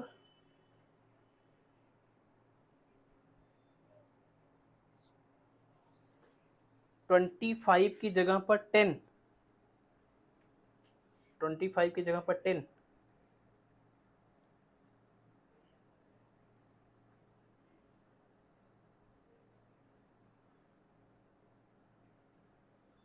कहाँ मिस्टेक हो रहा है एक बार चेक करते हैं। रेड कलर है तो रेड कलर के लिए कोड होता है 2, और ग्रीन कलर के लिए कोड होता है आपका 5। ठीक है, और येलो मतलब सी की जगह पर येलो है, तो येलो का आपका जो कोड है कहाँ गया, येलो का हो गया 4। तो ठीक तो है 25 10 पावर 4 प्लस माइनस में 5%। ठीक है ना, ऐसे यहाँ पर आ जाएगा 68 इंटू 10 पावर 3। ठीक है, चलिए तो बस कलर कोड में इतनी बातें आप याद रखें, सारे इसमें जो छोटे मोटे प्रॉब्लम्स आते हैं वो आ जाएंगे। दो तरह से आता है कि आपको कोड दे करके कलर का दे करके आपसे रेजिस्टेंस पूछा जाएगा, आपको रेजिस्टेंस दे करके उल्टा रिवर्स में आपसे कोड पूछा जाएगा, कौन कौन से कलर्स के कोड थे वहां पर। तो अगर रेजिस्टेंस दे करके आपसे कोड पूछे तो पहले तो आप उस रेजिस्टेंस को इस वाले फॉर्म में कन्वर्ट कर लीजिएगा, है ना। ऐसे 2 नंबर वाला कोई ऐसा डिजिट बना लीजिएगा, 2 डिजिट वाला कोई नंबर बना लीजिएगा, 10 के पावर में कुछ लिख लीजिएगा, प्लस माइनस करके जो होगा वो लिख लेंगे, ऐसे फॉर्म में बना लेंगे। फिर कंपेयर कर लेंगे ये जो न्यूमेरिकल वैल्यू 2 आई उसका मतलब क्या होगा, 5 आया तो उसका क्या मतलब होगा, ऐसे आप इसको कर लेंगे। ठीक है, चलिए देखिए किसी भी मेटल के अंदर, किसी भी कंडक्टर के अंदर जो फ्री इलेक्ट्रॉन्स होते हैं और कहीं भी रैंडम वो घूमते रहते हैं, उनके घूमने का, उनके चलने का जो तरीका होता है वो बिल्कुल वैसा ही होता है जैसे किसी क्लोज्ड वेसल के अंदर गैस की मॉलिक्यूल रैंडम पाथ पर चलते रहते हैं और एक दूसरे से कोलाइड होते रहते हैं। तो जैसे एक वेसल के अंदर गैस के मॉलिक्यूल ऐसे चलते हैं और रैंडमली कहीं भी ऐसे एक दूसरे से कोलाइड होते रहते हैं, बिल्कुल वैसे ही एक कंडक्टर के अंदर जो आपके फ्री इलेक्ट्रॉन्स होते हैं वो अपने हीट एनर्जी की वजह से, थर्मल एनर्जी की वजह से ऐसे रैंडम पाथ पर चलते हैं। बिल्कुल ये मैच करता है आपके गैस के मॉलिक्यूल की मोशन की तरह। ठीक है, इसी वजह से फ्री इलेक्ट्रॉन के इन पूरे कॉम्बिनेशन को हम लोग को क्या बोलते हैं, इनको हम इलेक्ट्रॉन गैस भी बोलते हैं। ये जो फ्री इलेक्ट्रॉन्स यहाँ पर रैंडम घूम रहे हैं इनको हम इलेक्ट्रॉन गैस इसीलिए बोलते हैं क्योंकि गैस से इनका बिहेवियर मैच करता है, लेकिन इलेक्ट्रॉन है गैस नहीं है, तो इलेक्ट्रॉन है तो ये आपका इलेक्ट्रॉन गैस बोला जाएगा।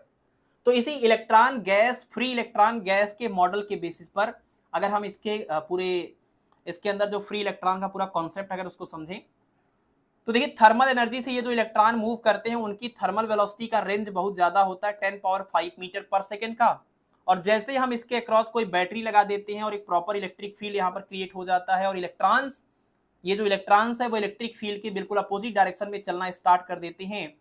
इस चीज को हम लोग क्या बोलते हैं, इसको हम लोग बोलते हैं इस टाइम जब इसकी वेलोसिटी होगी इसको हम बोलेंगे ड्रिफ्ट वेलोसिटी। इसको क्या बोलेंगे, ड्रिफ्ट वेलोसिटी।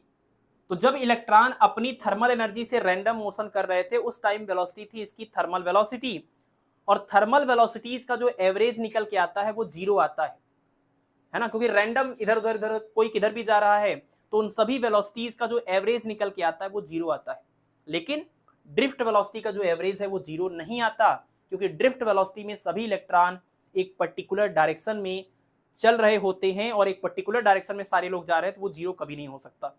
अगर कुछ इधर जा रहा है कुछ इधर जा रहा है तो दोनों का रिजल्टेंट हो जाएगा, वेक्टर है तो 0 हो जाएगा, लेकिन अगर सभी सेम डायरेक्शन में जा रहे हैं तो 0 कभी नहीं आएगा। तो ड्रिफ्ट वेलोसिटी का एवरेज 0 नहीं होता है, थर्मल वेलोसिटी इसका एवरेज 0 होता है।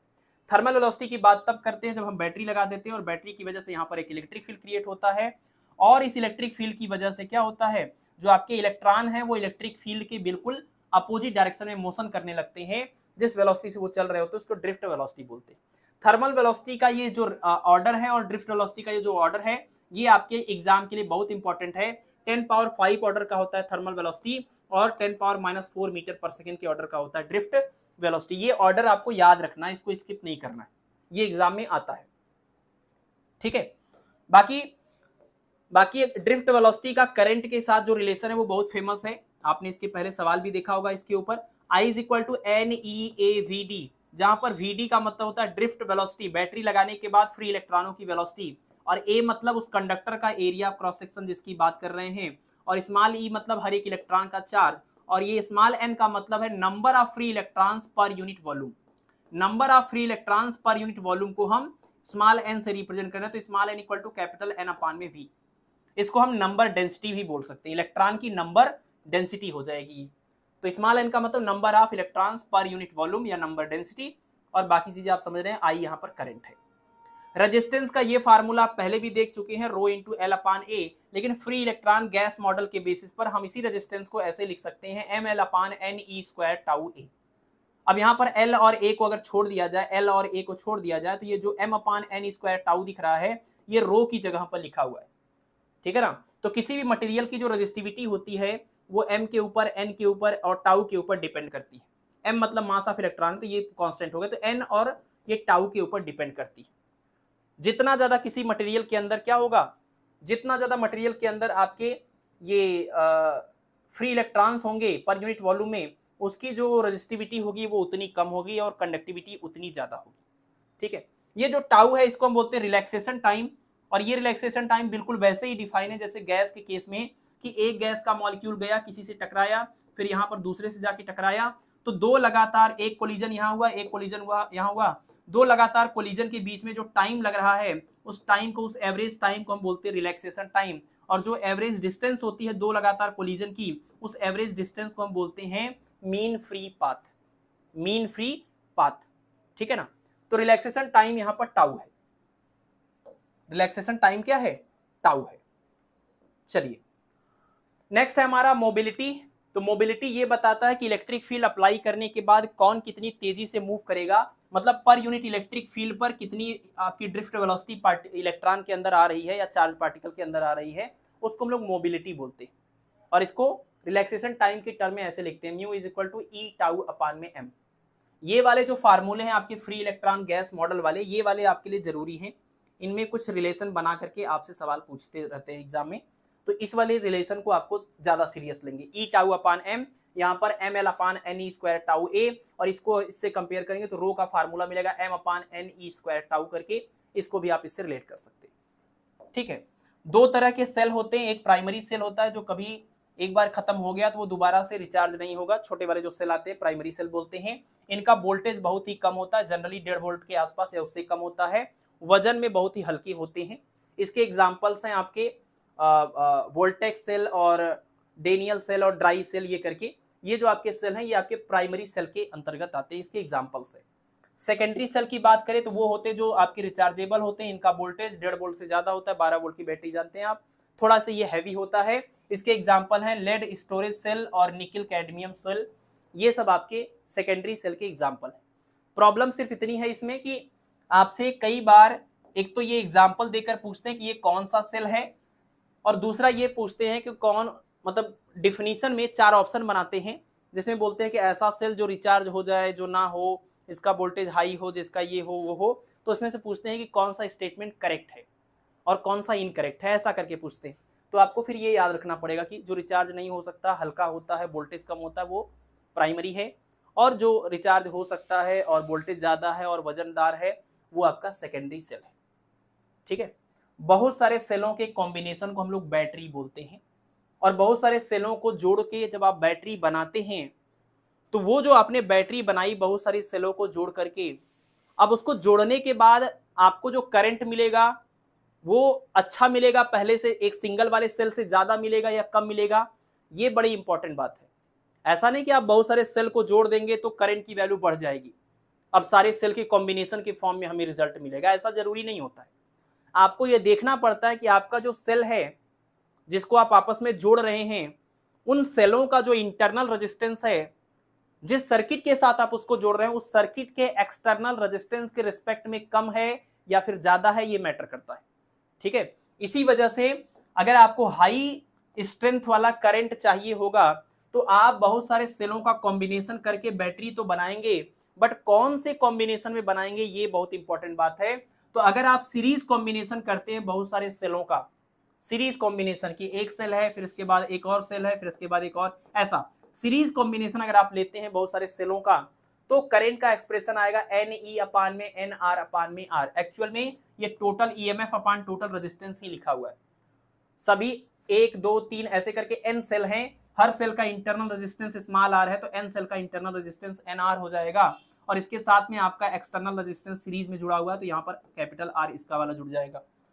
और सबके EMF आपके पोलरिटी आपकी एक ही साइड से सबकी जुड़ी हुई है, तो सब ऐड कर जाएंगे एक दूसरे को सपोर्ट करेंगे तो E plus E plus E plus E n times करेंगे तो NE बन जाएगा, तो यहाँ लिखेंगे NE अपान में NR प्लस में R। ठीक है, तो यहाँ पर यानी अगर आप सीरीज में बहुत सारे सेलों को जोड़ते हैं जिनके इंटरनल रेजिस्टेंस R है और जिनकी संख्या n है, तो फार्मूला आ गया NE अपान में NR प्लस R। अब आप यहां से देख लीजिए कि ये करंट जो मिलेगा वो एक सेल से जितना करंट मिल रहा था उससे ज्यादा मिला कि नहीं मिला। अगर आपने n सेलों को आपस में जोड़ा तो क्या करंट भी n टाइम्स मिल रहा है कि नहीं मिल रहा है, तो वो डिपेंड करेगा कि NR की वैल्यू ज्यादा है कि R की वैल्यू ज्यादा है। तो अगर ये R की वैल्यू ज्यादा हुई इस NR के रिस्पेक्ट में, तो आप इस NR को इग्नोर करेंगे और आपको मिलेगा N इंटू E अपान में R। E अपान R मतलब एक सेल से मिलने वाला करंट और उसका n टाइम्स हो जाएगा, तो इसका मतलब अच्छी बात है। अगर आपने n सेलों को जोड़ा और जोड़ने के बाद जो करंट मिल रहा है वो एक सेल के करंट का n गुना हो गया तो फिर तो अच्छी बात है।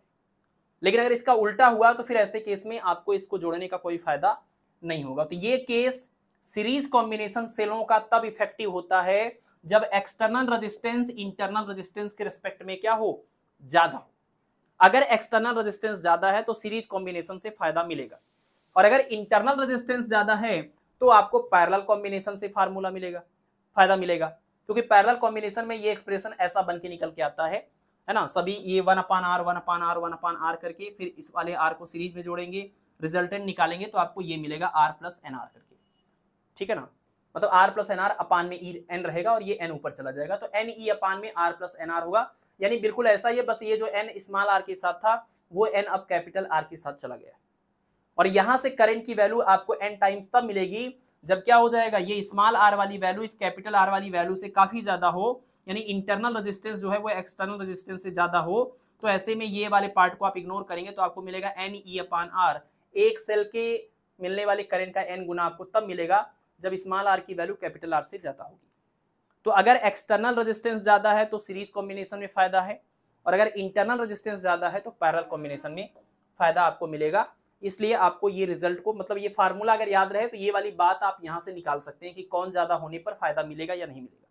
तो N E upon N R plus R ऐसे याद कर लीजिए। दूसरे वाले में सिर्फ यही एन को इधर से उधर अदला बदली कर लेंगे तो इसका फार्मूला बन जाएगा। और अगर सीरीज और पैरेलल सबका कॉम्बिनेशन लिया जाए, अगर सीरीज और पैरेलल का कॉम्बिनेशन लिया जाए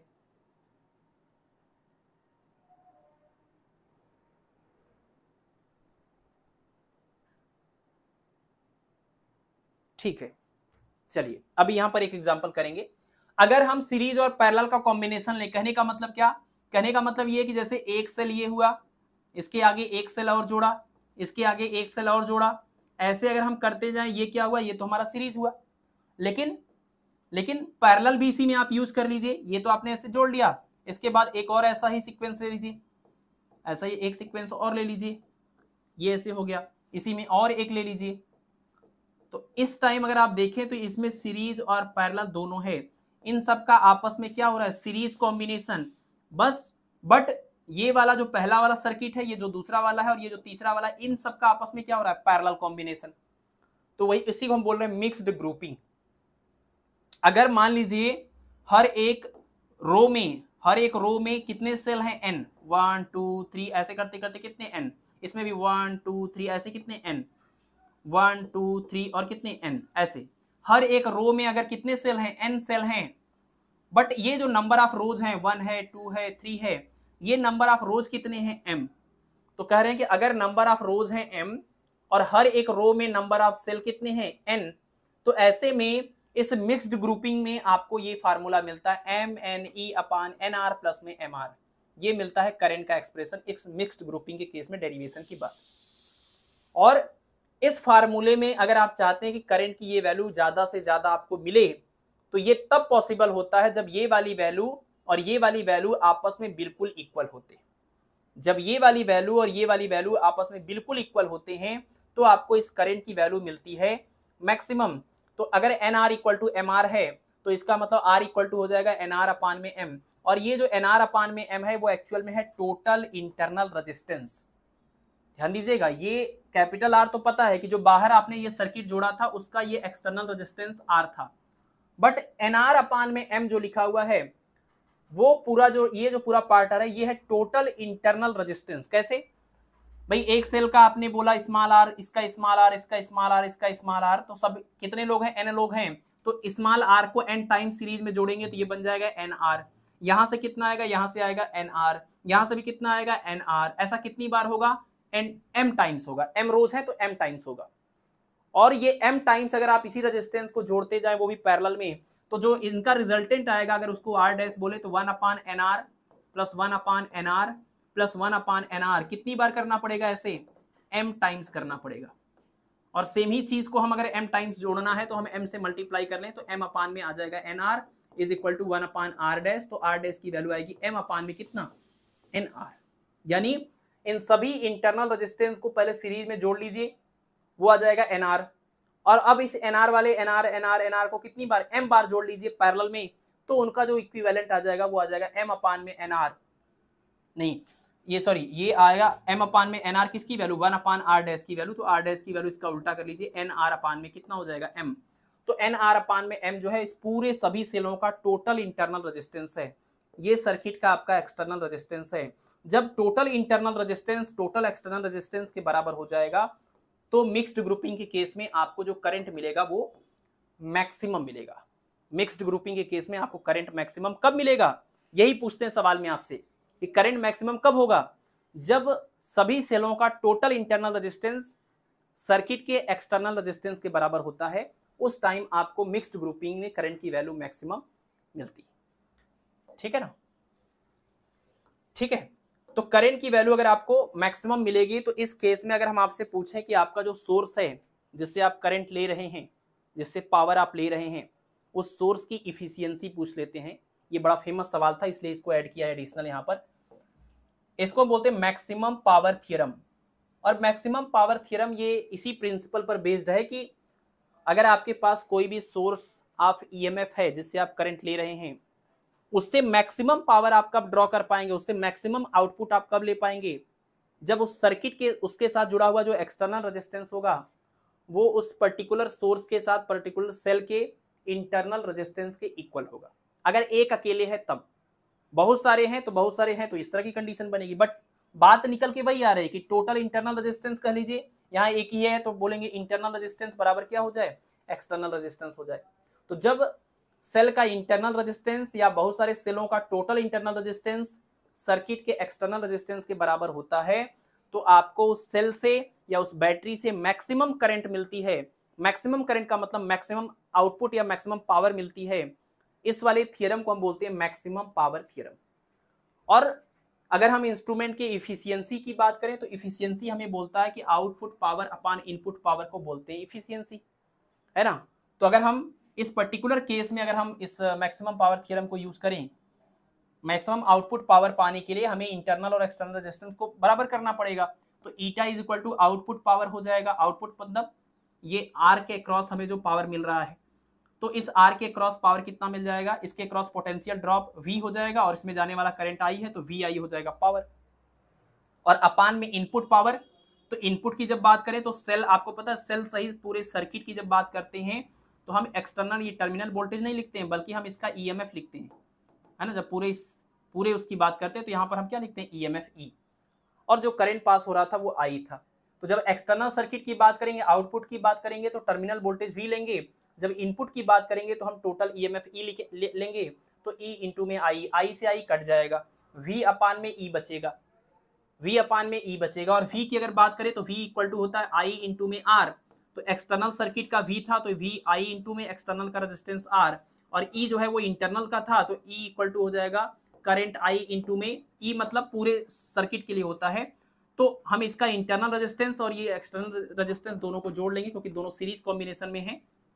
ईएमएफ की हम बात करते हैं सेल सहित पूरे सर्किट की बात, है ना, मतलब सेल के अंदर का जो इंटरनल रेजिस्टेंस है वो, और बाहर वाले सर्किट की बात कर रहे हैं वो, इस पूरे में पर यूनिट चार्ज को फ्लो कराने में जितनी एनर्जी खर्च होती है उसी को हम ईएमएफ बोलते हैं, है ना। तो ईएमएफ के केस में हम पूरे की बात करते हैं और टर्मिनल के केस में सिर्फ बाहर वाले की बात करते हैं।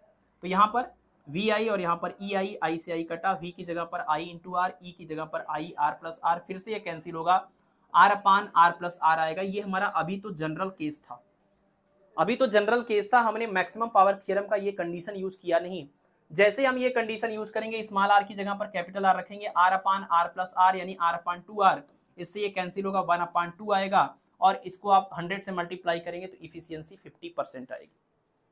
तो जो बात आपको यहां से ध्यान करनी है, जो लेके जानी है, वो ये कि मैक्सिमम पावर थ्योरम के केस में कौन सी कंडीशन होल्ड करती है।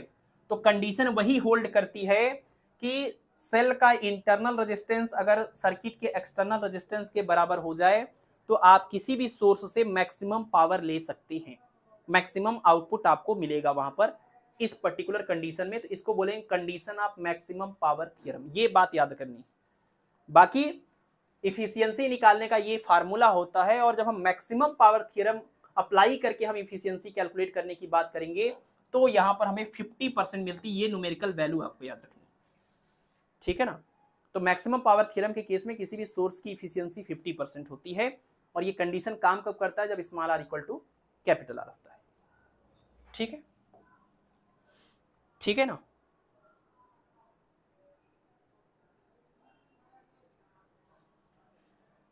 नहीं, स्मॉल आर और कैपिटल आर मिक्स्ड ग्रुपिंग में भी वही हैं जो आपके यहां पर इस फार्मूले में थे। जैसे ये स्मॉल आर क्या था, किसी भी एक सेल का इंटरनल रेजिस्टेंस, और कैपिटल आर क्या था, जो सेलों के साथ आपने एक्सटर्नल सर्किट जोड़ा था उसका एक्सटर्नल रेजिस्टेंस।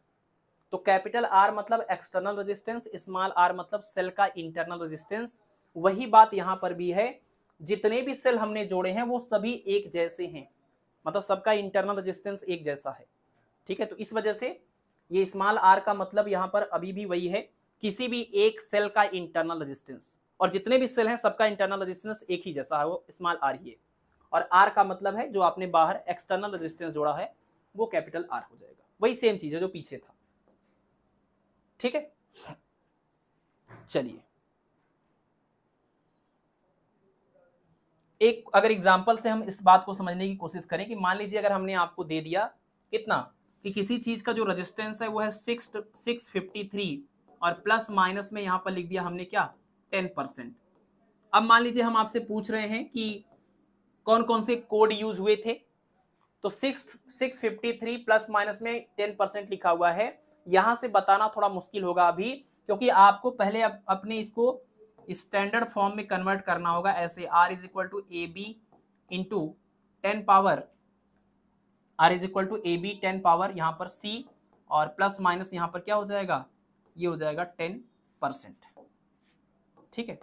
वैसे तो इस तरह का नंबर आएगा नहीं जहां पर इस तरह की कंडीशन बने, क्योंकि इस वाले 3 को अब आपको यहाँ पर इग्नोर करना है। तो देखिए इसको आप क्या लिखेंगे, इसको आप लिखेंगे 6.5, सॉरी इसको आप ऐसे लिखेंगे 65 इंटू 10 पावर कितना हो जाएगा, 65 इंटू, क्योंकि ये 3 का तो डिसाइड नहीं हो पाएगा, इसको आप लिखेंगे 65 इंटू, इसको आप अगर 0 बना लें तो ज्यादा अच्छा होगा, क्योंकि ऐसा ही सीक्वेंस आपको मिलेगा, इस तरह का नंबर नहीं आएगा कि आपका 3 आ गया 2 आ गया तो और आप उसको कैसे डिसाइड कर पाएंगे। क्योंकि आप देख लीजिए, नॉर्मल सी बात है कि दो इस नंबर्स के कोड आपको यहां से मिलते हैं, फिर जो 10 के पावर में ऑर्डर लिखा जाता है वहां से तीसरा कोड मिलता है।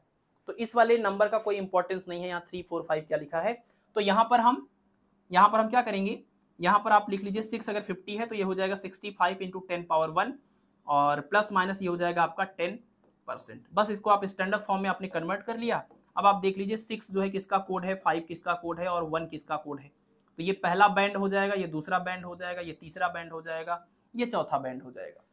ठीक है, ये 10% है तो इसका मतलब सोना चांदी च्यवनप्राश, यानी जो लास्ट वाला बैंड डी है वो आपका सिल्वर कलर का होगा, और जो तीसरा वाला बैंड सी है 1 लिखा हुआ है तो बीबी रॉय, ब्लैक के बाद ब्राउन आता है तो ये ब्राउन कलर का हो जाएगा। यानी इधर आपका हो गया सिल्वर, उसके पहले आपका हो जाएगा क्या, ब्राउन, उसके पहले क्या लिखा हुआ ये 6 और 5। तो 6 और 5 किसके लिए यूज होते हैं, आप यहां से देख लीजिए, black, brown, red, orange, green, BB Roy, great boy, और इसके बाद ये कितना था, ब्लू 0 1 2 3 4 5 6 हो गया, इतने में सब आ जाएगा।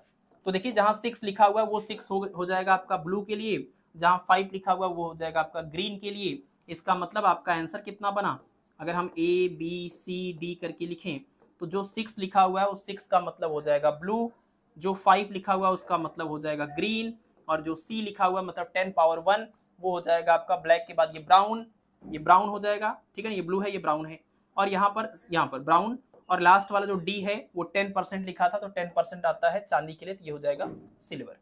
ठीक है ना, तो आपका आंसर हो जाएगा ब्लू, ग्रीन और ब्राउन और ये आपका सिल्वर। ठीक है, इस तरह से आपको करना होता है 10 के ऑर्डर में। ठीक है ना, 10 के ऑर्डर में। ग्रे नहीं होगा ना, ये आपका क्या था, ग्रीन था पहले, ग्रे बाद में आता है, व्हाइट से पहले ग्रे आता है, उसके यहां पर ब्लू के बगल में ग्रीन था। येलो कहां आ रहा है इसमें, येलो नहीं आएगा, 0 से स्टार्ट होता है ना, ये 0 से स्टार्ट होता है, 0 1 2 3 और यहाँ पर ये 4, तो 4 वाला तो कोई नंबर है नहीं तो येलो नहीं आएगा। 5 यहाँ पर है, 6 यहाँ पर है, black, brown, red, orange, yellow, green, ये आपका ब्लू। ठीक है, तो 6 नंबर की जगह पर ब्लू आ जाएगा और 5 नंबर की जगह पर ग्रीन आएगा, ग्रीन, और उसके बाद फिर आपका ये ब्राउन हो जाएगा, 1 नंबर की जगह पर ब्राउन हो जाएगा, और उसके बाद 10% में। ठीक है, हाँ चलिए, ठीक है ना। नेक्स्ट आप देखिए, अब ज्यादा बचा नहीं है, एक स्लाइड ये है, एक स्लाइड ये है और एक लास्ट स्लाइड ये है। मतलब सिर्फ हम इसमें हम वर्किंग मेथड की बात नहीं करेंगे, सिर्फ और सिर्फ फार्मूले की बात करेंगे, तो 10 मिनट के अंदर ये कंप्लीट हो जाएगा। देखिए, किरचॉफ ने किसी भी कॉम्प्लेक्स सर्किट को सॉल्व करने के लिए, कोई भी सर्किट है उसको सॉल्व करने के लिए, किसी भी ब्रांच में करंट कैलकुलेट करने के लिए, किसी ब्रांच का रेजिस्टेंस कैलकुलेट करने के लिए, उसके क्रॉस पोटेंशियल डिफरेंस कैलकुलेट करने के लिए 2 लॉज दिए हुए हैं जिसको हम किरचॉफ्स लॉज बोलते हैं इलेक्ट्रिसिटी के। और ये जो लॉज होते हैं वो अल्टरनेटिंग करंट और डायरेक्ट करंट, मतलब एसी और डीसी दोनों के ऊपर लागू होता है। ये एक बहुत ही फेमस सवाल है, यूपी पीजीटी या यूपी जीआईसी लेक्चरर 2021 वाले पेपर में यह सवाल पूछा गया था कि किरचॉफ के जो लॉज हैं केसीएल और केवीएल, ये किसके लिए लागू होते हैं, सिर्फ एसी के लिए या सिर्फ डीसी के लिए या दोनों के लिए। तो इसका आंसर होगा दोनों के लिए, एसी और डीसी दोनों पर हम ये रूल अप्लाई कर सकते हैं बिल्कुल सेम तरीके से। तो ये एक बहुत ही इंपॉर्टेंट सवाल है इस टॉपिक का ये। ठीक है, बाकी किरचॉफ के जो 2 लॉज हैं इनका नाम है केसीएल और केवीएल। फुल फॉर्म क्या है, किरचॉफ्स करंट लॉ, इसको बोलेंगे किरचॉफ्स वोल्टेज लॉ। किरचॉफ के करंट लॉ, किरचॉफ के वोल्टेज लॉ हो गए। किरचॉफ का जो करंट लॉ होता है वो आपको ऐसे लिखा जाता है, summation I is equal to 0। इस बात का यह मतलब होता है किरचॉफ का जो करंट लॉ है वो जंक्शन के ऊपर अप्लाई होता है, किसी भी जंक्शन पर, मतलब जहां पर बहुत सारे करंट आकर के मिलते हैं वहां पर ये अप्लाई होता है। और ये sigma I is equal to 0 बोलने का मतलब यहां पर इन सभी करंट का जो अलजेब्रिक सम होगा वो 0 होगा। इन सभी करंट का अलजेब्रिक सम जो होगा वो 0 होगा, और अलजेब्रिक सम का मतलब जो प्लस में है उसको प्लस के साथ लिखना होगा, जो माइनस में है उसको माइनस के साथ लिखना होगा। तो किसी भी जंक्शन पर जितने भी करंट मिल रहे होते हैं उन सारे करंट का अलजेब्रिक सम जो होता है वो 0 होता है। इसका मतलब अगर मान लीजिए इस वाले करंट का नाम I1 हो, इसका नाम I2 हो, इसका नाम I3 हो, इसका नाम I4 हो, इन सारे करंट का यहाँ पर जो सम होगा वो 0 आएगा। तो अब देखिए अब ये सारे के सारे करंट को अगर आप पॉजिटिव लें तब भी जीरो नहीं हो सकता, निगेटिव लें तब भी जीरो नहीं हो सकता, लेकिन ये कह रहा है कि नहीं, टोटल करंट का जो सम आएगा वो जीरो ही आएगा। इसका मतलब आपको कुछ रूल बनाना पड़ेगा, कुछ करंट को पॉजिटिव लेना पड़ेगा, कुछ को निगेटिव लेना पड़ेगा, तभी इनको जोड़ने पर आपका रिजल्ट जो है वो जीरो आएगा। और किसको पॉजिटिव किसको निगेटिव इन्होंने बोला है, तो इन्होंने साइन कन्वेंशन बना दिया है कि आने वाले करंट को आप हमेशा पॉजिटिव यूज करिए और जाने वाले करंट को आप निगेटिव के साथ यूज करिए। तो बताइए, अगर आप आने वाले करंट को पॉजिटिव लिखें और जाने वाले करंट को निगेटिव लिखें और सबको जोड़ने के बाद बराबर जीरो लिखें तो क्या मिलेगा, I1 प्लस में, ये I2 प्लस में और I3 आपका माइनस में, I4 आपका माइनस में, और इन सब को जोड़ने के बाद इज इक्वल टू जीरो। और ये दोनों माइनस वाले टर्म को उधर ले जाइए तो आपको मिलेगा I1 प्लस में I2 is equal to I3 plus में क्या, I4। और आप देखिए अब ये पूरा पार्ट और ये पूरा पार्ट क्या हो गया, ये टोटल जो आने वाला करंट था I1 और I2 उनका सम हो गया, और ये टोटल क्या हो गया, जो जाने वाले करंट थे उनका सम हो गया। तो हम यहां से ये बात बोल सकते हैं कि sum of entering current is equal to sum of leaving current. आने वाले सभी करंट का सम जाने वाले सभी करंट के सम के इक्वल अगर हुआ तो जाने वाले जब टोटल करंट को इधर ले करके माइनस के साथ लिखेंगे तो टोटल वैल्यू कितनी आएगी, जीरो। यही इनका बोलना था कि किसी भी जंक्शन पर जितना करंट आता है उतना ही करंट बाहर जाता भी है। और ये रूल जंक्शन के ऊपर जहां भी करंट का कॉम्बिनेशन हो रहा होगा, जहां पर जंक्शन बन रहा होगा, वहां पर हम ये रूल अप्लाई कर सकते हैं। अगर कोई क्लोज्ड लूप के अंदर ऐसा जंक्शन है वहां पर भी, और ओपन लूप है वहां पर भी जंक्शन बन रहा है वहां पर भी, ठीक है, हर जगह हम इसको अप्लाई कर सकते हैं। और ये जो होता है वो चार्ज के कंजर्वेशन के ऊपर बेस्ड होता है। तो ये बड़ी फेमस एक सवाल होती है, और खास करके आपके लाइव असिस्टेंट के लिए आप इसको याद कर लीजिए अच्छे से, किरचॉफ के जो दोनों लॉज हैं वो किसके किसके कंजर्वेशन पर बेस्ड हैं। तो किरचॉफ का जो करंट वाला लॉ है जो बोलता है कि सभी आने वाला करंट बराबर सभी जाने वाला करंट, ये चार्ज के कंजर्वेशन पर बेस्ड है। और जो किरचॉफ का वोल्टेज लॉ होता है वो एनर्जी के कंजर्वेशन पर बेस्ड है, ठीक है। तो ये लैब असिस्टेंट के लिए बहुत ही इंपॉर्टेंट सवाल है, केसीएल और केवीएल। तो ये चार्ज के कंजर्वेशन पर बेस्ड है और ये एनर्जी के कंजर्वेशन पर बेस्ड है, ठीक है। इसका साइन कन्वेंशन आपने देख लिया, आने वाले करंट को पॉजिटिव लेंगे और जाने वाले करंट को निगेटिव लेंगे। तो अगर हम केवीएल अप्लाई करना चाहते हैं, किरचॉफ का वोल्टेज लॉ अप्लाई करना चाहते हैं, तो इसके लिए भी कुछ रूल इन्होंने बनाए हैं। वो रूल आप देख लीजिए। अगर कोई बैटरी, अगर आप कैलकुलेशन करेंगे summation E is equal to I into R, जो किरचॉफ का वोल्टेज लॉ है उसको आपको ऐसे अप्लाई करना है। इसका क्या मतलब हुआ, किसी भी एक क्लोज्ड लूप के अंदर, मान लीजिए ये आपका एक वो हो गया, इसके बाद रजिस्टर, यहाँ पर ये बैटरी हो गई, और इसके अंदर मान लीजिए कुछ करंट फ्लो हो रहा है। अब यहाँ पर एक क्लोज्ड लूप बन रहा है। किसी भी क्लोज्ड लूप के अंदर जितनी भी बैटरीज आएंगी उन सभी बैटरीज के ईएमएफ, यहाँ पर ई मतलब क्या है, ईएमएफ या वोल्टेज, इस सभी ईएमएफ का आपको सम करना होगा, अलजेब्रिक सम। अलजेब्रिक सम मतलब जो प्लस में आएगा उसको प्लस लिखना है, जो माइनस में आएगा उसको माइनस लिखना है, इज इक्वल टू उस पूरे लूप के अंदर जितने भी रजिस्टर होंगे उसके अंदर जो करंट फ्लो हो रहा होगा उसका मल्टीप्लाई कर करके सबको आपको जोड़ना होगा। और उसको भी कैसे जोड़ना होगा, अलजेब्रिकली जोड़ना होगा, मतलब जो प्लस में आएगा उसको प्लस के साथ, जो माइनस में आएगा उसको माइनस के साथ। तो किसी भी लूप में टोटल ईएमएफ का सम और टोटल रेजिस्टेंस के करस्पॉन्डिंग करंट मल्टीप्लाई करके उसका सम आपस में बिल्कुल इक्वल होता है। यही किरचॉफ का वोल्टेज लॉ है। और इसको हम अभी अप्लाई करके आपको एक सर्किट के ऊपर दिखा देते हैं ताकि आप न्यूमेरिकल में इस चीज को अप्लाई कर पाए। ये तो आसान था कि किसी भी जंक्शन पर अगर आपको जितना करंट आता हुआ दिख रहा है तो उतना ही पक्का है वो वापस जाएगा। तो अगर ये 3 एम्पियर है और इधर जा रहा है 7 एम्पियर तो पक्का है, अगर 7 जा रहा है तो 7 आया भी था, इसका मतलब ये 4 एम्पियर होगा। ये आप कहीं भी यूज कर लेंगे बहुत ही इजीली। बट किरचॉफ के वोल्टेज लॉ को यूज करना आपको आना चाहिए कि sigma E equal to sigma I are.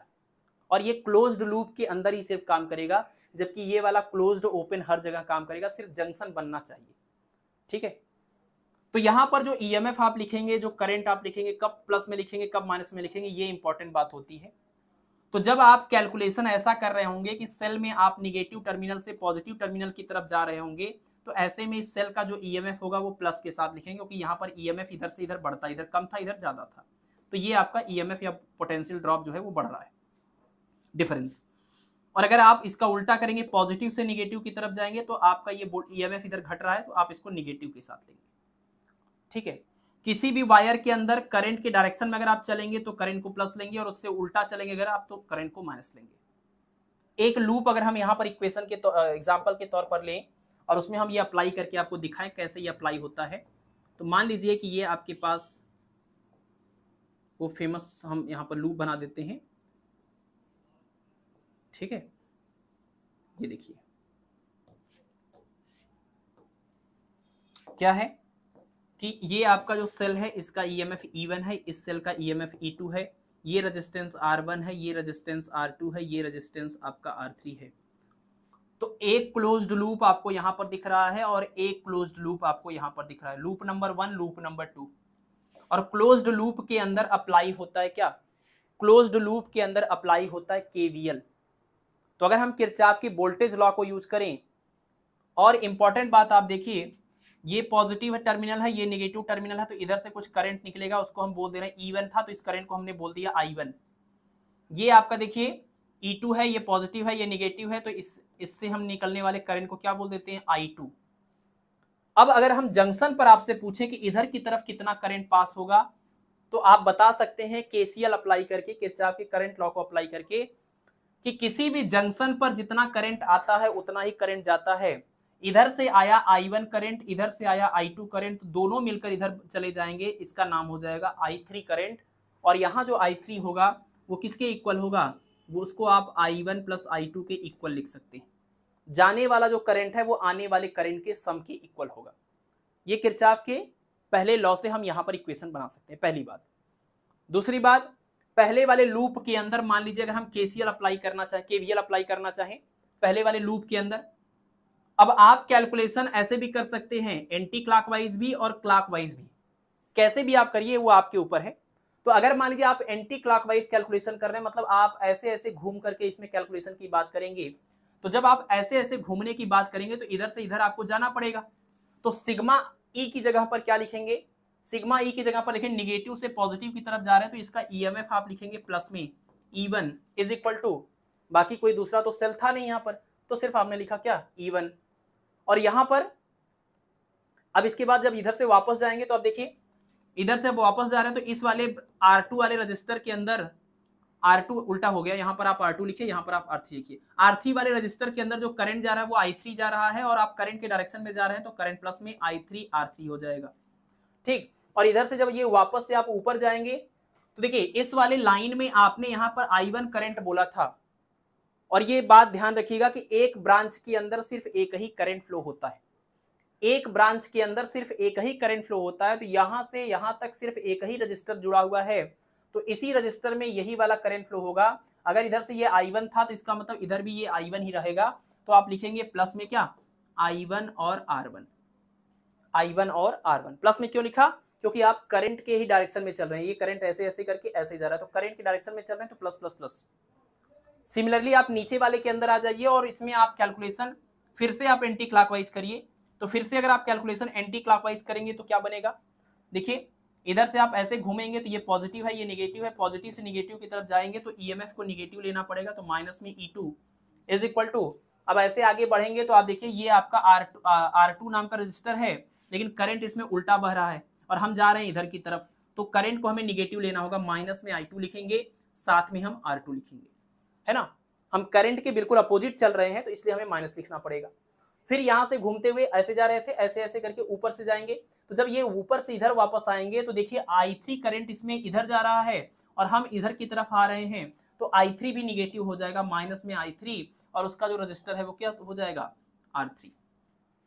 इस तरीके से हम केवीएल को अप्लाई करते हैं, कब प्लस और कब माइनस लेना होता है ये बात हमें देखना पड़ता है, ठीक है ना। हाँ, ए बी को मल्टीप्लाई नहीं किया जाता, ए इंटू बी नहीं होता, वो ए और बी 2 डिजिट वाले एक नंबर को बनाया जाता है, जैसे 2 और 5 आया था तो 2 इंटू 5 करके 10 नहीं करना है, उसको 25 लिखना है, ठीक है, मल्टीप्लाई नहीं करते हैं उसको। तो इस तरीके से हम लोग केवीएल अप्लाई करते हैं। मतलब आपको ये देख, अगर मान लीजिए, अच्छा एक काम और कर सकते हैं, अगर मान लीजिए कि ये जो हमारा सेल हमने यहाँ E2 लगाया है, अगर हम उस सेल को थोड़ा यहाँ पर लगा के आपको एक और बना के दिखा दें, सिर्फ आप ऐसे इसको देख लीजिए।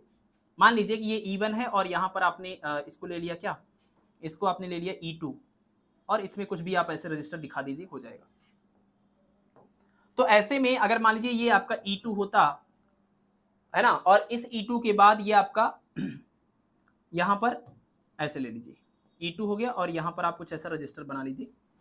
तो ये आपका हो गया कुछ इसको E1 इसको E2 बोल दिया और यहां से ऐसे करंट निकला, और ये आपका कुछ जो भी आप रजिस्टर इसका नाम दे दीजिए। तो अगर आप इसमें अगर बात करते इस तरीके से आप चलते तो क्या लिखते, देखिए इधर E1 है तो आप निगेटिव से पॉजिटिव जा रहे हैं तो E1 प्लस में, और जब ऐसे घूमकर ऐसे जाएंगे तो आप पॉजिटिव से निगेटिव जा रहे हैं तो इस E2 को किस में लिखेंगे, माइनस में। इज इक्वल टू एक ही रजिस्टर आपके पास है, तो जो भी यहां पर आपने करंट को शो किया होगा वो करंट हो जाएगा, और वो करंट का डायरेक्शन अगर मान लीजिए इधर से इधर की तरफ था तो प्लस में करंट और इनटू में क्या हो जाएगा, रेजिस्टेंस। और अगर करंट का डायरेक्शन उल्टा था जो सर्किट में दिखाया जाएगा तो आप माइनस के साथ लिख देंगे। तो E1 कब प्लस में लेना है और कब माइनस में लेना है, यही बात आपको ध्यान देनी है। केवीएल आप यहां पर अप्लाई कर सकते हैं, ठीक है। नहीं, थेवेनिन और नॉर्दर्न थ्योरम आपके सिलेबस में बिल्कुल भी नहीं है, कहीं मेंशन नहीं है, उस चीज को आप स्किप कर सकते हैं। और अगर पढ़ने में बहुत इंटरेस्ट है तो आप एक बार चैनल के प्लेलिस्ट में चले जाइएगा, बीएससी फर्स्ट ईयर नाम से प्लेलिस्ट है, उसमें थेवेनिन थ्योरम और नॉर्दर्न थ्योरम के ऊपर काफी मतलब डिटेल में, पहली बात तो उसका पूरा डेरिवेशन है प्रोसेस का, और उसके ऊपर काफी क्वेश्चन भी कराए गए है ना, उसको आप चेक कर लीजिएगा, बीएससी फर्स्ट ईयर के प्लेलिस्ट में होगा, ठीक है।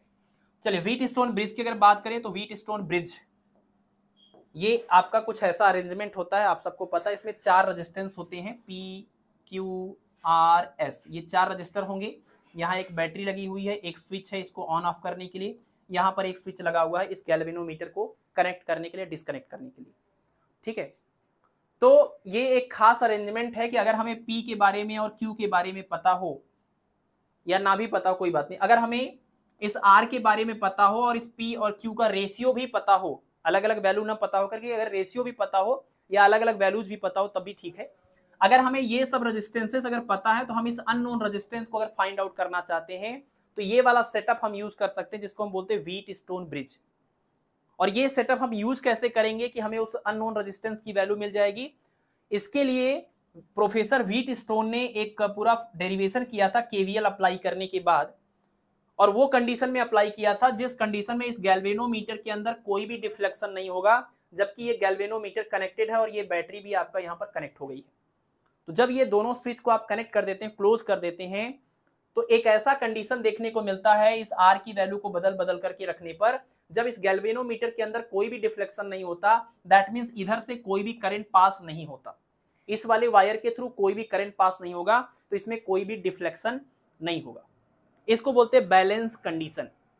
तो जब आपका Wheatstone bridge balance condition में होता है, यानी गैल्वेनोमीटर से कोई भी करंट पास नहीं होता, यानी जितना करंट इधर से जाएगा वो पूरा पूरा इधर से पास होगा, जितना करंट इधर से जाएगा वो पूरा पूरा इधर से पास होगा, दोनों करंट मिलकर के इधर आएंगे और इस तरीके से ये सर्किट आपका काम करेगा। तो वो पर्टिकुलर कंडीशन में जब बैलेंस कंडीशन में था और ये पूरा करंट इधर से, ये पूरा करंट इधर से पास हो रहा था, उस कंडीशन में इस वाले क्लोज्ड लूप में, इस वाले क्लोज्ड लूप में और इस वाले क्लोज्ड लूप में किरचॉफ के वोल्टेज और करंट लॉ को अप्लाई करके व्हीट स्टोन ने फार्मूला बनाया, तो निकल के आया P/Q = R/S। मतलब जब गैल्वेनोमीटर में कोई डिफ्लेक्शन नहीं हो रहा है, यानी गैल्वेनोमीटर बैलेंस कंडीशन में है, उस टाइम कंडीशन क्या थी कि P/Q = R/S था। अब अगर आपको P और Q का रेशियो पता हो और R की वैल्यू पता हो तो इन सबको रख करके आप S की वैल्यू को निकाल सकते हैं, ठीक है। P और Q को हम लोग बोलते हैं रेशियो आर्म, अगर हमें इनका रेशियो पता हो तभी काम चलेगा, तो रेशियो आर्म बोलते हैं, इसको नोन रेजिस्टेंस बोलते हैं, और इस S वाले को हम बोलते हैं अननोन रेजिस्टेंस या अननोन आर्म, ठीक है। ये रेशियो आर्म हो गया, ये रेशियो रेजिस्टेंस हो गए, ये अननोन, ये नोन हो गया और ये आपका अननोन हो गया।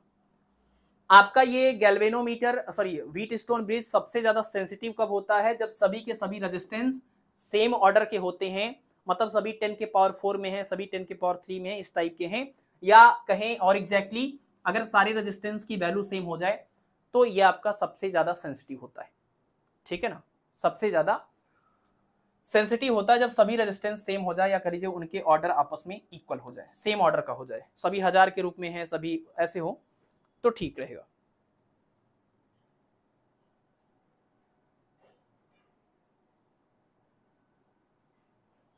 हाँ, एक अगर 1 आया था वहां पर तो पहले नंबर पर आता है ब्लैक, उसके बाद आता है ब्राउन, तो ब्लैक का हो गया 0, ब्राउन का हो जाएगा 1। हाँ, तो वहां पर ब्राउन हो जाएगा, जहां 1 लिखा था 1 के लिए कोड हो जाएगा ब्राउन कलर। ठीक है, चलिए इसमें ये हमने जस्ट आपको देखने के लिए ऐसे डायग्राम बना दिया। ये आपका हो गया, इसको बोलते हैं मीटर ब्रिज और इसको बोलते हैं क्या, कैरी फोस्टर ब्रिज। ये मीटर ब्रिज है और ये इसका नाम है Carey Foster bridge. Carey Foster bridge को हम मॉडिफाइड मीटर ब्रिज भी बोलते हैं। क्यों, बस वो बात समझ करके फार्मूला देख लीजिए। मीटर ब्रिज के केस में ये मीटर ब्रिज आपका व्हीट स्टोन ब्रिज के ही प्रिंसिपल पर काम करता है कि बैलेंस कंडीशन में P by Q is equal to R by S. तो यहाँ पर ये R है, यहाँ पर ये आपका S है, यहाँ से लेकर यहाँ तक का जो वायर है इसका जो रेजिस्टेंस है वो P रेजिस्टेंस का काम करेगा, यहाँ से यहाँ तक का जो रेजिस्टेंस है वो Q रेजिस्टेंस का काम करेगा। और जब इस गैल्वेनोमीटर को आप बैलेंस कर लेंगे इस पर्टिकुलर पॉइंट पर, इस वाले लेंथ को हम बोलेंगे बैलेंसिंग लेंथ। तो बैलेंसिंग कंडीशन के अंदर जब इस गैल्वेनोमीटर के अंदर कोई करंट फ्लो नहीं होता, उस कंडीशन में P बाई क्यू, इस वाले का रेजिस्टेंस और इस वाले का resistance P by Q is equal to R by S होता है। तो हम क्या करते हैं कि P का रेजिस्टेंस निकालते हैं, Q का रेजिस्टेंस निकालते हैं, वो वाले फार्मूले से R is equal to rho into L upon A. तो अगर इस वायर यहाँ से लेकर यहाँ तक का जो वायर है उसका रेजिस्टेंस अगर P है तो P इक्वल टू हो जाएगा रो, और ये लेंथ को हमने बोला है बैलेंसिंग लेंथ L, और अपान में वायर का एरिया क्रॉस सेक्शन A। कि इस वाले Q वाले की बात करें, Q जो रेजिस्टेंस है वो कितना हो जाएगा रो, और अगर ये पूरा 1 मीटर का था तो ये L सेंटीमीटर हुआ, और ये L माइनस 100 सेंटीमीटर हो जाएगा। पूरा 100 सेंटीमीटर का है 1 मीटर का, तो 100 सेंटीमीटर है जिसमें से ये L सेंटीमीटर बैलेंसिंग लेंथ है, तो जो बचा हुआ लेंथ हो जाएगा वो 100 माइनस L हो जाएगा। तो यहाँ पर हम लिखेंगे 100 माइनस में L और अपान में A। दोनों को अगर डिवाइड कर लेंगे तो इससे ये कैंसिल होगा, तो P बाई क्यू की जगह पर मिलेगा L अपान 100 माइनस L। और बैलेंस कंडीशन में P by Q is equal to R by S कर लेंगे, यहाँ से R बाई एस, तो आपको S की वैल्यू निकालनी है, तो S इक्वल टू कितना हो जाएगा, ये हो जाएगा R, यहाँ पर 100 माइनस L और अपान में क्या L। यानी अगर आपको सिर्फ ये बैलेंसिंग लेंथ मिल जाए और ये नॉन रेजिस्टेंस मिल जाए, बैलेंसिंग लेंथ और नॉन रेजिस्टेंस मिल जाए, तो आप अननोन रेजिस्टेंस को S की वैल्यू को फाइंड आउट कर सकते हैं। ये यहाँ पर फार्मूला बन जाता है। ठीक है, इस मीटर ब्रिज के केस में क्या होता है कि एक बात आप ध्यान से अगर देखें तो एक मिस्टेक कर रहे हैं हम लोग इस फार्मूले के डेरिवेशन में, और वो मिस्टेक क्या है कि हम इस वायर के रेजिस्टेंस की बात कर रहे हैं, इसके रेजिस्टेंस की बात कर रहे हैं, रेजिस्टेंस R और रेजिस्टेंस S की बात कर रहे हैं, लेकिन इसके और इसके बीच में जो आपने ये कॉपर की पट्टी लगाई उसके रेजिस्टेंस की बात हम नहीं कर रहे हैं। जबकि आप पीछे अगर देखें तो व्हीट स्टोन ब्रिज के अंदर P था और Q था, बीच में कोई रजिस्टर नहीं था। P और Q था, R और S था, बाकी कोई रजिस्टर नहीं था। बट यहाँ पर आपने कॉपर की ये पट्टियां लगाई हुई हैं, इनका तो अपना कुछ ना कुछ तो रेजिस्टेंस होगा। तो हम क्या कर रहे हैं यहाँ पर गलती, हम इनके रेजिस्टेंस को भूल जा रहे हैं, इनके रेजिस्टेंस को हम इग्नोर कर रहे हैं। ऐसा लग रहा है कि यहाँ पर कोई रेजिस्टेंस है ही नहीं, ऐसा मान के हम लोग ये पूरा डेरिवेशन या कैलकुलेशन कर रहे हैं। यानी हम देखें अगर तो बहुत ज्यादा एग्जैक्ट मेजरमेंट यहाँ नहीं कर पा रहे हैं, क्योंकि हम इनकी रेजिस्टेंस को इस फार्मूले में या इस वाले रेजिस्टेंस के साथ में या इस रेजिस्टेंस के साथ में ऐड करना भूल जा रहे हैं।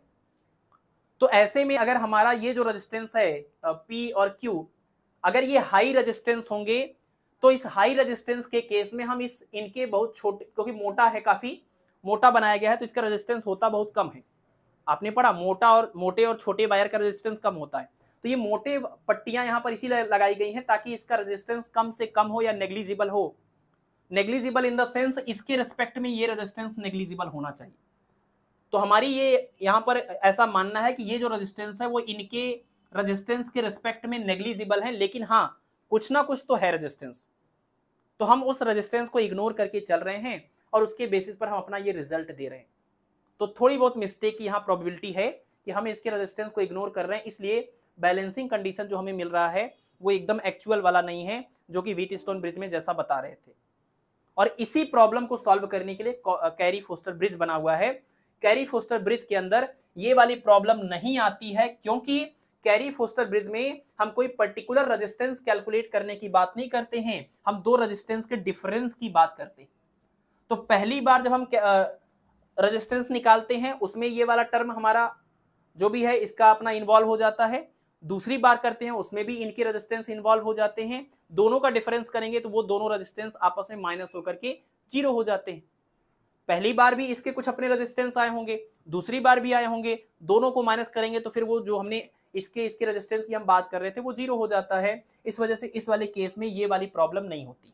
इसको हम बोलते हैं इंड करेक्शन। ये वाली जो प्रॉब्लम है कि हम कॉपर वायर के रेजिस्टेंस को इग्नोर कर रहे हैं, इसको बोलते हैं इंड करेक्शन, ठीक है ना। तो इंड करेक्शन वाली जो प्रॉब्लम है वो यहाँ पर नहीं होती है, जबकि यहाँ पर वो प्रॉब्लम थोड़ी बहुत होती है। तो इसमें बहुत ज्यादा एक्यूरेसी की पॉसिबिलिटी नहीं है, इसमें एक्यूरेसी ज्यादा होता है। ये हाई रेजिस्टेंस के डिफरेंस को मेजर करने के काम आता है, और ये हाई रेजिस्टेंस को मेजर करने के काम आता है। हाई इन द सेंस इतना हाई होना चाहिए कि कॉपर वायर के रेजिस्टेंस से तो ठीक ही होना चाहिए, ज्यादा होना चाहिए, ठीक है। और यही एक सवाल भी बनता है कि क्यों हम मीटर ब्रिज के केस में कॉन्स्टेंटन या फिर मैग्नीन का वायर यूज करते हैं। ये जो 1 मीटर वाला वायर है वो कॉन्स्टेंटन या मैग्नीन का बना हुआ है, तो क्यों हमने कॉन्स्टेंटन या मैग्नीन का ही वायर लिया हुआ है। ये बहुत इंपॉर्टेंट सवाल यहां से है इस पूरे मीटर ब्रिज से, क्योंकि इससे तो बड़ा कम चांस है कि कोई सवाल बने ऐसा, इससे भी कोई सवाल नहीं बनता है। सवाल जो यहां से बनता है मैं आपको बता रहा हूं, सिर्फ यही सवाल एक बनता है, यही एक सवाल बनता है। और एक सवाल ये बन सकता है कि आपका जो मीटर ब्रिज होता है वो किसके प्रिंसिपल पर बेस्ड होता है। तो आपका जो मीटर ब्रिज है वो व्हीटस्टोन ब्रिज के प्रिंसिपल पर बेस्ड होता है, but Carey Foster bridge Wheatstone bridge के प्रिंसिपल पर बेस्ड नहीं होता है, ठीक है ना। सॉरी कैरी फोस्टर नहीं, आगे पोटेंशियोमीटर है, ये होता है आपका, ये भी आपके व्हीटस्टोन ब्रिज के प्रिंसिपल पर काम करेगा। डिफरेंस और ये बैलेंसिंग कंडीशन वगैरह हम उसी से कैलकुलेट करते हैं, ठीक है। पोटेंशियोमीटर जो होता है वो व्हीटस्टोन ब्रिज के प्रिंसिपल पर काम नहीं करता है, मीटर ब्रिज काम करता है। तो व्हीटस्टोन ब्रिज के ये प्रिंसिपल पर बेस्ड होता है, ये पहला सवाल बन गया। दूसरा सवाल ये है कि हम कॉन्स्टेंटन या मैग्नीन का वायर क्यों यूज करते हैं। और तीसरी बात ये बनती है कि वही बात है, उसी से ये रिलेटेड है कि कॉन्स्टेंटन या मैग्नीन का वायर क्यों यूज करते हैं। तो देखिए यहाँ पर कॉन्स्टेंटन या मैग्नीन, पहली बात तो बहुत सारे लोगों को ये भ्रम है कि कॉन्स्टेंटन या मैग्नीन दोनों सेम है। सेम नहीं होते हैं, दोनों अलग होते हैं, दोनों के दोनों एलॉय हैं। क्या है? एलॉय हैं। तो कॉन्स्टेंटन या मैग्नीन में ये कॉपर होता है, निकिल होता है, मैग्नीज होता है। इसमें सिर्फ आपका कॉपर होता है और निकिल होता है। तो ये जो एलॉय है इसको कॉन्स्टेंटन बोल रहे हैं, ये जो एलॉय है इसको हम मैग्नीन बोल रहे हैं। तो या तो कॉन्स्टेंटन का वायर यूज करते हैं या मैग्नीन का वायर यूज करते हैं, क्योंकि इन वायर की खास बात यह है कि पहली बात तो इनका अपना ठीक ठाक रजिस्टिविटी होती है या रेजिस्टेंस होता है ना। रेजिस्टेंस तो लेंथ के ऊपर डिपेंड करेगा, लेकिन रजिस्टिविटी होती है, मतलब इनकी अपनी रजिस्टिविटी काफी अच्छी होती है। तो आपको जो बैलेंसिंग कंडीशन ढूंढना है इस पी क्यू और आर एस के लिए, वो बैलेंसिंग आपको इस पॉइंट और इस पॉइंट के बीच में 1 मीटर के अंदर कहीं मिलना चाहिए, और 1 मीटर वाले इस वायर की अपनी कुछ रजिस्टिविटी होगी। तो जब ये कंडीशन बन पाएगा कि P by Q is equal to R by S, तभी तो आपको बैलेंस लेंथ यहां पर मिलेगा। तो होता क्या है कि अगर आपको ये बहुत ही स्मॉल रेजिस्टेंस वाला कोई वायर यूज कर लेंगे, तो ऐसे में हो सकता है कि बैलेंसिंग पॉइंट आपको यहां से यहां के बीच में मिले ही ना, क्योंकि जो रेजिस्टेंस आप मेजर करने जा रहे हैं उसके लेवल का, उसके ऑर्डर का इसके पास कैपेसिटी होना चाहिए, उतनी रेजिस्टेंस इसके पास होनी चाहिए। तो आपको एक proper high resistance, high resistivity वाले मटेरियल की जरूरत पड़ेगी, ताकि हाई रेजिस्टेंस को जो आप मेजर कर रहे हैं उस ऑर्डर का अगर इसका रेजिस्टेंस नहीं रहेगा तो पूरा 1 मीटर तक जॉकी को खिसका ले जाएंगे, बैलेंसिंग लेंथ आपको मिलेगा ही नहीं, बैलेंसिंग पॉइंट मिलेगा ही नहीं। तो आपको इसी 1 मीटर के अंदर ही बैलेंसिंग पॉइंट चाहिए। इस वजह से इसके पास जो अपनी खुद की रजिस्टिविटी होनी चाहिए वो इतनी होनी चाहिए कि हम उससे, उसके बराबर या उससे कम वाले किसी भी रेजिस्टेंस के लिए बैलेंसिंग पॉइंट यहां पर ढूंढ पाए। तो एक हाई रेजिस्टेंस वाले मटेरियल की रिक्वायरमेंट है, ताकि 1 मीटर के अंदर आपको बैलेंसिंग पॉइंट मिले। उसके लिए जरूरी होता है कि हम कॉन्स्टेंटन या मैग्नीन की बात करें जिसकी रेजिस्टिविटी काफी ज्यादा हाई होती है। और दूसरी बात, ये एक्सपेरिमेंट हम बहुत देर तक करते रहते हैं, और बहुत देर तक एक्सपेरिमेंट करने से वायर हीट हो जाता है करंट फ्लो होने से, और हीटिंग की वजह से आपको पता है, हीटिंग की वजह से रेजिस्टेंस जो होता है वो चेंज होता है। अगर मेटल है या एलॉय है जो कि उसको रूल को फॉलो करते हैं, तो उसमें मेटल के केस में जनरली अगर देखें तो रेजिस्टेंस काफी ज्यादा इंक्रीज हो जाता है। तो हमें यहाँ पर ऐसा मटेरियल यूज करना पड़ेगा जिसका रेजिस्टेंस बढ़ने को तो बढ़ेगा ही, आप रोक नहीं सकते उसको, लेकिन बहुत ज्यादा ना बढ़े। इसलिए हम लोग इसका यूज करते हैं, क्योंकि इसका टेम्परेचर कोफिशिएंट ऑफ रेजिस्टेंस काफी कम होता है, जिस वजह से इसके रेजिस्टेंस में कोई बहुत ज्यादा चेंज नहीं आता है। अगर कोई मेटल वगैरह ले लेंगे तो उसका रेजिस्टेंस बहुत ज्यादा चेंज हो जाएगा, तो जो एक्चुअल वैल्यू आप मेजर कर रहे थे उससे अलग वैल्यू आपको मिलेगी, क्योंकि इसका रेजिस्टेंस वेरी हो जाएगा, ठीक है। तो इसका रेजिस्टेंस वेरी ना हो, इसलिए इसका टेम्परेचर कोफिशिएंट ऑफ रेजिस्टेंस कम होना चाहिए, और बैलेंसिंग पॉइंट हमें 1 मीटर के अंदर ही मिल जाए और आसानी से मिल जाए, कोई भी रेजिस्टेंस को हम मेजर कर पाए, इसलिए हाई रेजिस्टेंस आप इसमें मटेरियल यूज करेंगे। तो कॉन्स्टेंटन या मैग्नीन को हम लोग यूज करते हैं स्टैंडर्ड रेजिस्टेंस वायर बनाने के लिए। ये 2 कारण है और ये दोनों बातें आप याद कर लीजिएगा, ये आपसे प्रॉपर एग्जाम में सवाल पूछते हैं, ठीक है ना। चलिए बस लास्ट है पोटेंशियोमीटर, और पोटेंशियोमीटर में क्या होगा, सिर्फ एक फार्मूला देख लीजिए कि पोटेंशियोमीटर में अगर इस वायर में कांस्टेंट करंट फ्लो करें तो किसी भी 2 पॉइंट के बीच में कितना पोटेंशियल ड्रॉप होगा, कितना पोटेंशियल ड्रॉप होगा वो इसकी लेंथ के ऊपर डिपेंड करेगा। अगर कांस्टेंट करंट फ्लो करें तो यहां से यहां पर जाने पर कितना पोटेंशियल में ड्रॉप आएगा वो अब इसके लेंथ के ऊपर डिपेंड करेगा, ठीक है ना, क्योंकि V इज इक्वल टू होता है I इंटू में R और R इज इक्वल टू होता है रो इंटू में L अपान में A।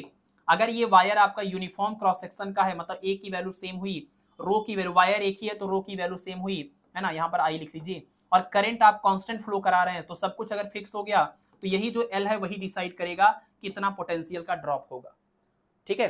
तो अगर एक यूनिफॉर्म क्रॉस सेक्शन वाले वायर के अंदर कांस्टेंट करंट फ्लो करें तो इसके किसी भी 2 पॉइंट के बीच का पोटेंशियल ड्रॉप उसके लेंथ के डायरेक्टली प्रोपोर्शनल होगा, that is V proportional to L, और यहां पर V प्रोपोर्शनल टू L करेंगे तो V is equal to K into L आएगा। इस K की बात करें तो K equal to V upon L बन जाएगा। इसको हम बोलते हैं पोटेंशियल ग्रेडियंट, इसको क्या बोलेंगे, पोटेंशियल ग्रेडियंट, ठीक है। तो पोटेंशियल ग्रेडियंट हो गया ये, और इसकी हेल्प से अगर हमें किसी सेल का ईएमएफ कैलकुलेट करना है तो इसके लिए फार्मूला, और इसका पोटेंशियल ग्रेडियंट क्या होगा, अगर आप लेंथ पर यूनिट लेंथ पर पोटेंशियल डिफरेंस की बात करें तो वो पर यूनिट लेंथ के लिए हमेशा सेम आएगा, लेकिन आप लेंथ बदलेंगे तो पोटेंशियल भी बदलेगा, ठीक है। तो अगर हम किसी सेल के ईएमएफ को मेजर करने की बात करें तो इसके लिए फार्मूला होगा E equal to K into L, और 2 सेल के ईएमएफ को कंपेयर करने की बात आएगी तो E1 L1 और ये E2 और क्या हो जाएगा K L2, K से K कैंसिल हो जाएगा क्योंकि कांस्टेंट है इस मटेरियल के लिए, तो हमें मिलेगा E1 upon E2 is equal to L1 upon L2। तो पोटेंशियोमीटर का यूज हम लोग करेंगे किसी भी सेल के ईएमएफ को मेजर करने के लिए या 2 सेलों के ईएमएफ को आपस में कंपेयर करने के लिए, और यही formula E is equal to K into L, जहां K क्या है, K का मतलब है पोटेंशियल ग्रेडियंट जो कि इस वायर के लिए कांस्टेंट है, इस वायर के लिए पोटेंशियल ग्रेडियंट क्या है, कांस्टेंट है। आप इसको चेंज करेंगे उसी रेशियो में ये भी चेंज हो जाएगा। और दूसरा जो फार्मूला है वो ये है कि हम किसी भी सेल का इंटरनल रेजिस्टेंस भी यहां से मेजर कर सकते हैं, और उसके लिए फार्मूला है R equal to R L1 upon L2 minus में 1, जहां पर R क्या है, R मतलब है कि एक्सटर्नल जो आपने वायर यूज किया है उस एक्सटर्नल वायर का रेजिस्टेंस, और L1 और L2 क्या है, बैलेंसिंग लेंथ है। L1 और L2 क्या है, यहां से जहां पर भी बैलेंस पॉइंट आपको मिलेगा, नो डिफ्लेक्शन वाला केस मिलेगा, वो बैलेंसिंग लेंथ होता है।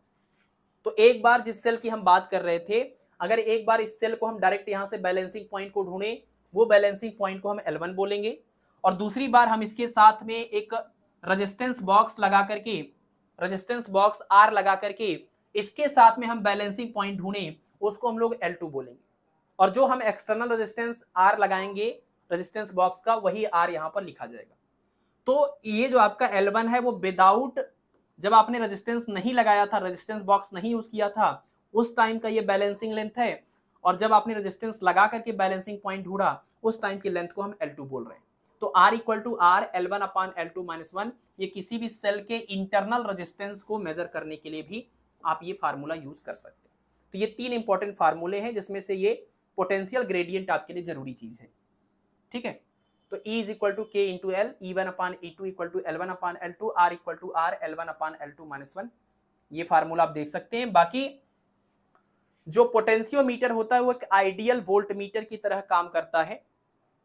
वोल्टमीटर का रेजिस्टेंस बहुत हाई होता है लेकिन इनफाइनाइट नहीं होता है, तो अगर वोल्टमीटर का रेजिस्टेंस इनफाइनाइट हो जाए तो वो एक आइडियल वोल्टमीटर हो जाता है, और आपका ये जो पोटेंशियोमीटर होता है वो एक आइडियल वोल्टमीटर की तरह या इनफाइनाइट रेजिस्टेंस वाले वोल्टमीटर की तरह ये काम करती है, ठीक है ना। इससे जो रिजल्ट हमें मिलता है वो बहुत ही ज्यादा एक्यूरेट होता है एज कंपेयर टू वोल्टमीटर से जो रिजल्ट मिलता है उससे, ठीक है ना। इसमें अप्रोक्सीमेट रिजल्ट मिलता है ईएमएफ का या पोटेंशियल डिफरेंस का, और इससे हमें एक्यूरेट वैल्यू मिलती है, ठीक है। और एक ये सवाल है, जो सवाल पूछा जाता है कि ये आपका पोटेंशियोमीटर जो है वो वो सेंसिटिव हाई कब होगा। तो आपने देखा व्हीट स्टोन ब्रिज की सेंसिटिविटी के लिए जरूरी है कि जो रजिस्टर हम यूज कर रहे थे वो रजिस्टर आपके सेम ऑर्डर के होने चाहिए, बट पोटेंशियोमीटर के सेंसिटिव होने का मतलब कुछ अलग है। ऐसे ही आपने गैल्वेनोमीटर का केस पढ़ा हुआ था, मूविंग कॉइल गैल्वेनोमीटर या मूविंग कॉइल वोल्ट मीटर, उनकी सेंसिटिविटी का मतलब यह था कि पर यूनिट करंट या पर यूनिट वोल्टेज पर कितना ज्यादा डिफ्लेक्शन हो रहा है, इसको करंट की सेंसिटिविटी या वोल्टेज की सेंसिटिविटी बोलते थे, है ना।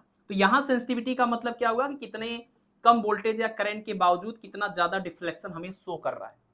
बट यहां सेंसिटिविटी का मतलब यह है कि कितने कम से कम पोटेंशियल के डिफरेंस को यह मेजर कर सकता है, कितने कम से कम पोटेंशियल डिफरेंस को यह मेजर कर सकता है। तो करें smaller the potential gradient, potential gradient मतलब कि के, smaller the potential gradient greater is the sensitivity, क्योंकि के का मतलब हुआ v अपान में l, जितना जो है के की वैल्यू क्या होगी, कम होगी, जितना के की वैल्यू कम होगी उतना इस v की वैल्यू को भी हम लोग कम से कम वैल्यू को मेजर कर पाएंगे। इस के की वैल्यू जितनी, आप देखिए v इज इक्वल टू कितना हो जाएगा, ये हो जाएगा के इंटू में l, तो के की वैल्यू जितनी कम से कम होगी, इस वायर का पोटेंशियल ग्रेडियंट जितना कम से कम होगा, हम उतने कम से कम पोटेंशियल डिफरेंस को मेजर कर पाएंगे। तो जितने कम से कम पोटेंशियल डिफरेंस को ये हमारा डिवाइस मेजर कर पा रहा है, हमारा ये पोटेंशियोमीटर, उतना ज्यादा सेंसिटिव बोला जाता है। तो के की वैल्यू जितनी कम से कम है, v की वैल्यू उतनी ही कम से कम होगी, और v की वैल्यू और कम करने के लिए आप क्या करेंगे, l की वैल्यू को क्या कर लेंगे, l की वैल्यू को मतलब के की वैल्यू को अगर कम करना है तो के की वैल्यू को कम करने के लिए आपको l की वैल्यू को बढ़ाना पड़ेगा, मतलब बैलेंसिंग लेंथ आपको ये जितना दूर मिलेगा तो पोटेंशियल ग्रेडियंट उतना कम होगा, और पोटेंशियल ग्रेडियंट जितना कम होगा आप उतने कम से कम पोटेंशियल डिफरेंस को मेजर कर पाएंगे। ठीक है, तो ये वाला स्टेटमेंट आपको ध्यान रखना है कि जितना कम से कम इसका पोटेंशियल ग्रेडियंट होगा आपका पोटेंशियोमीटर उतना ज्यादा सेंसिटिव होगा। और ये तीन फार्मूले, एक फार्मूला ये, एक फार्मूला ये, एक फार्मूला ए, और पोटेंशियल ग्रेडियंट नाम का ये जो टर्म है वो भी आप ध्यान रखें। ठीक है, हाँ, ये जो टॉपिक है वो आपके सिलेबस में ऐसे कहीं मेंशन नहीं है इस तरीके से, बट हाँ करंट इलेक्ट्रिसिटी पूरा टॉपिक हम पढ़ रहे थे, वैसे तो कलर कोड और ये सारी बातें भी नहीं है, और इस बात को हम बहुत क्लियर भी नहीं कर सकते कि ये आपके एग्जाम में आना है कि नहीं आना है। ठीक है, बहुत सारे ऐसे टॉपिक हैं जो उस तरीके से मेंशन नहीं है, सवालों को देखकर पता चलता है कि अरे ये तो सवाल पूछ लिया गया, बट टॉपिक वहां पर मेंशन नहीं था। तो वो केस इसके साथ भी हो सकता है। अब आपका इतना बड़ा सिलेबस है, सिर्फ 150 क्वेश्चन आपके एग्जाम में आएंगे, तो बहुत सारे ऐसे टॉपिक हैं जो उस पेपर में नहीं है, तो उसको देख करके हम ये नहीं कर सकते कि नहीं अब ये इस पेपर में नहीं आया था तो इसका मतलब ये आपके सिलेबस में, आपके एग्जाम में इस बार भी नहीं आएगा, ऐसा कहना बड़ा मुश्किल है। तो इस वजह से हमारे ऊपर बर्डन थोड़ा बढ़ जाता है कि हम ऐसी बहुत सारी चीजों को जो हिडन फॉर्म में है उनको हमें पढ़ना होता है, क्योंकि रिस्क होता है कि ये टॉपिक से भी सवाल आ जाए। तो करंट इलेक्ट्रिसिटी हम टॉपिक पढ़ ही रहे थे, बहुत सारी बातें हमने करी ली थी, तो हमने इसको भी साथ में ऐड कर लिया, कुछ नहीं तो कम से कम ये बातें दिमाग में रहेंगी, तो अगर क्वेश्चन आ गया तो कम से कम आप कुछ ट्रिक कर पाएंगे उसमें कि हाँ चीज ये चीज बताई गई थी, ऐसा होता है वैसा होता है। तो ये बस उसी पॉइंट ऑफ व्यू से ये सारी बातों को हमने आपको बताया हुआ है, इसीलिए हम बहुत ज्यादा डिटेल में इनके वर्किंग मेथड और इस सब पर नहीं जा रहे हैं, जिसका कोई मतलब भी नहीं है यहाँ पर। ठीक है, क्लियर? चलिए ठीक है, फिर आज की इस क्लास को यहीं पर समाप्त करते हैं, बाकी आप लोगों से मिलेंगे इवनिंग वाली क्लास में। Okay, thank you.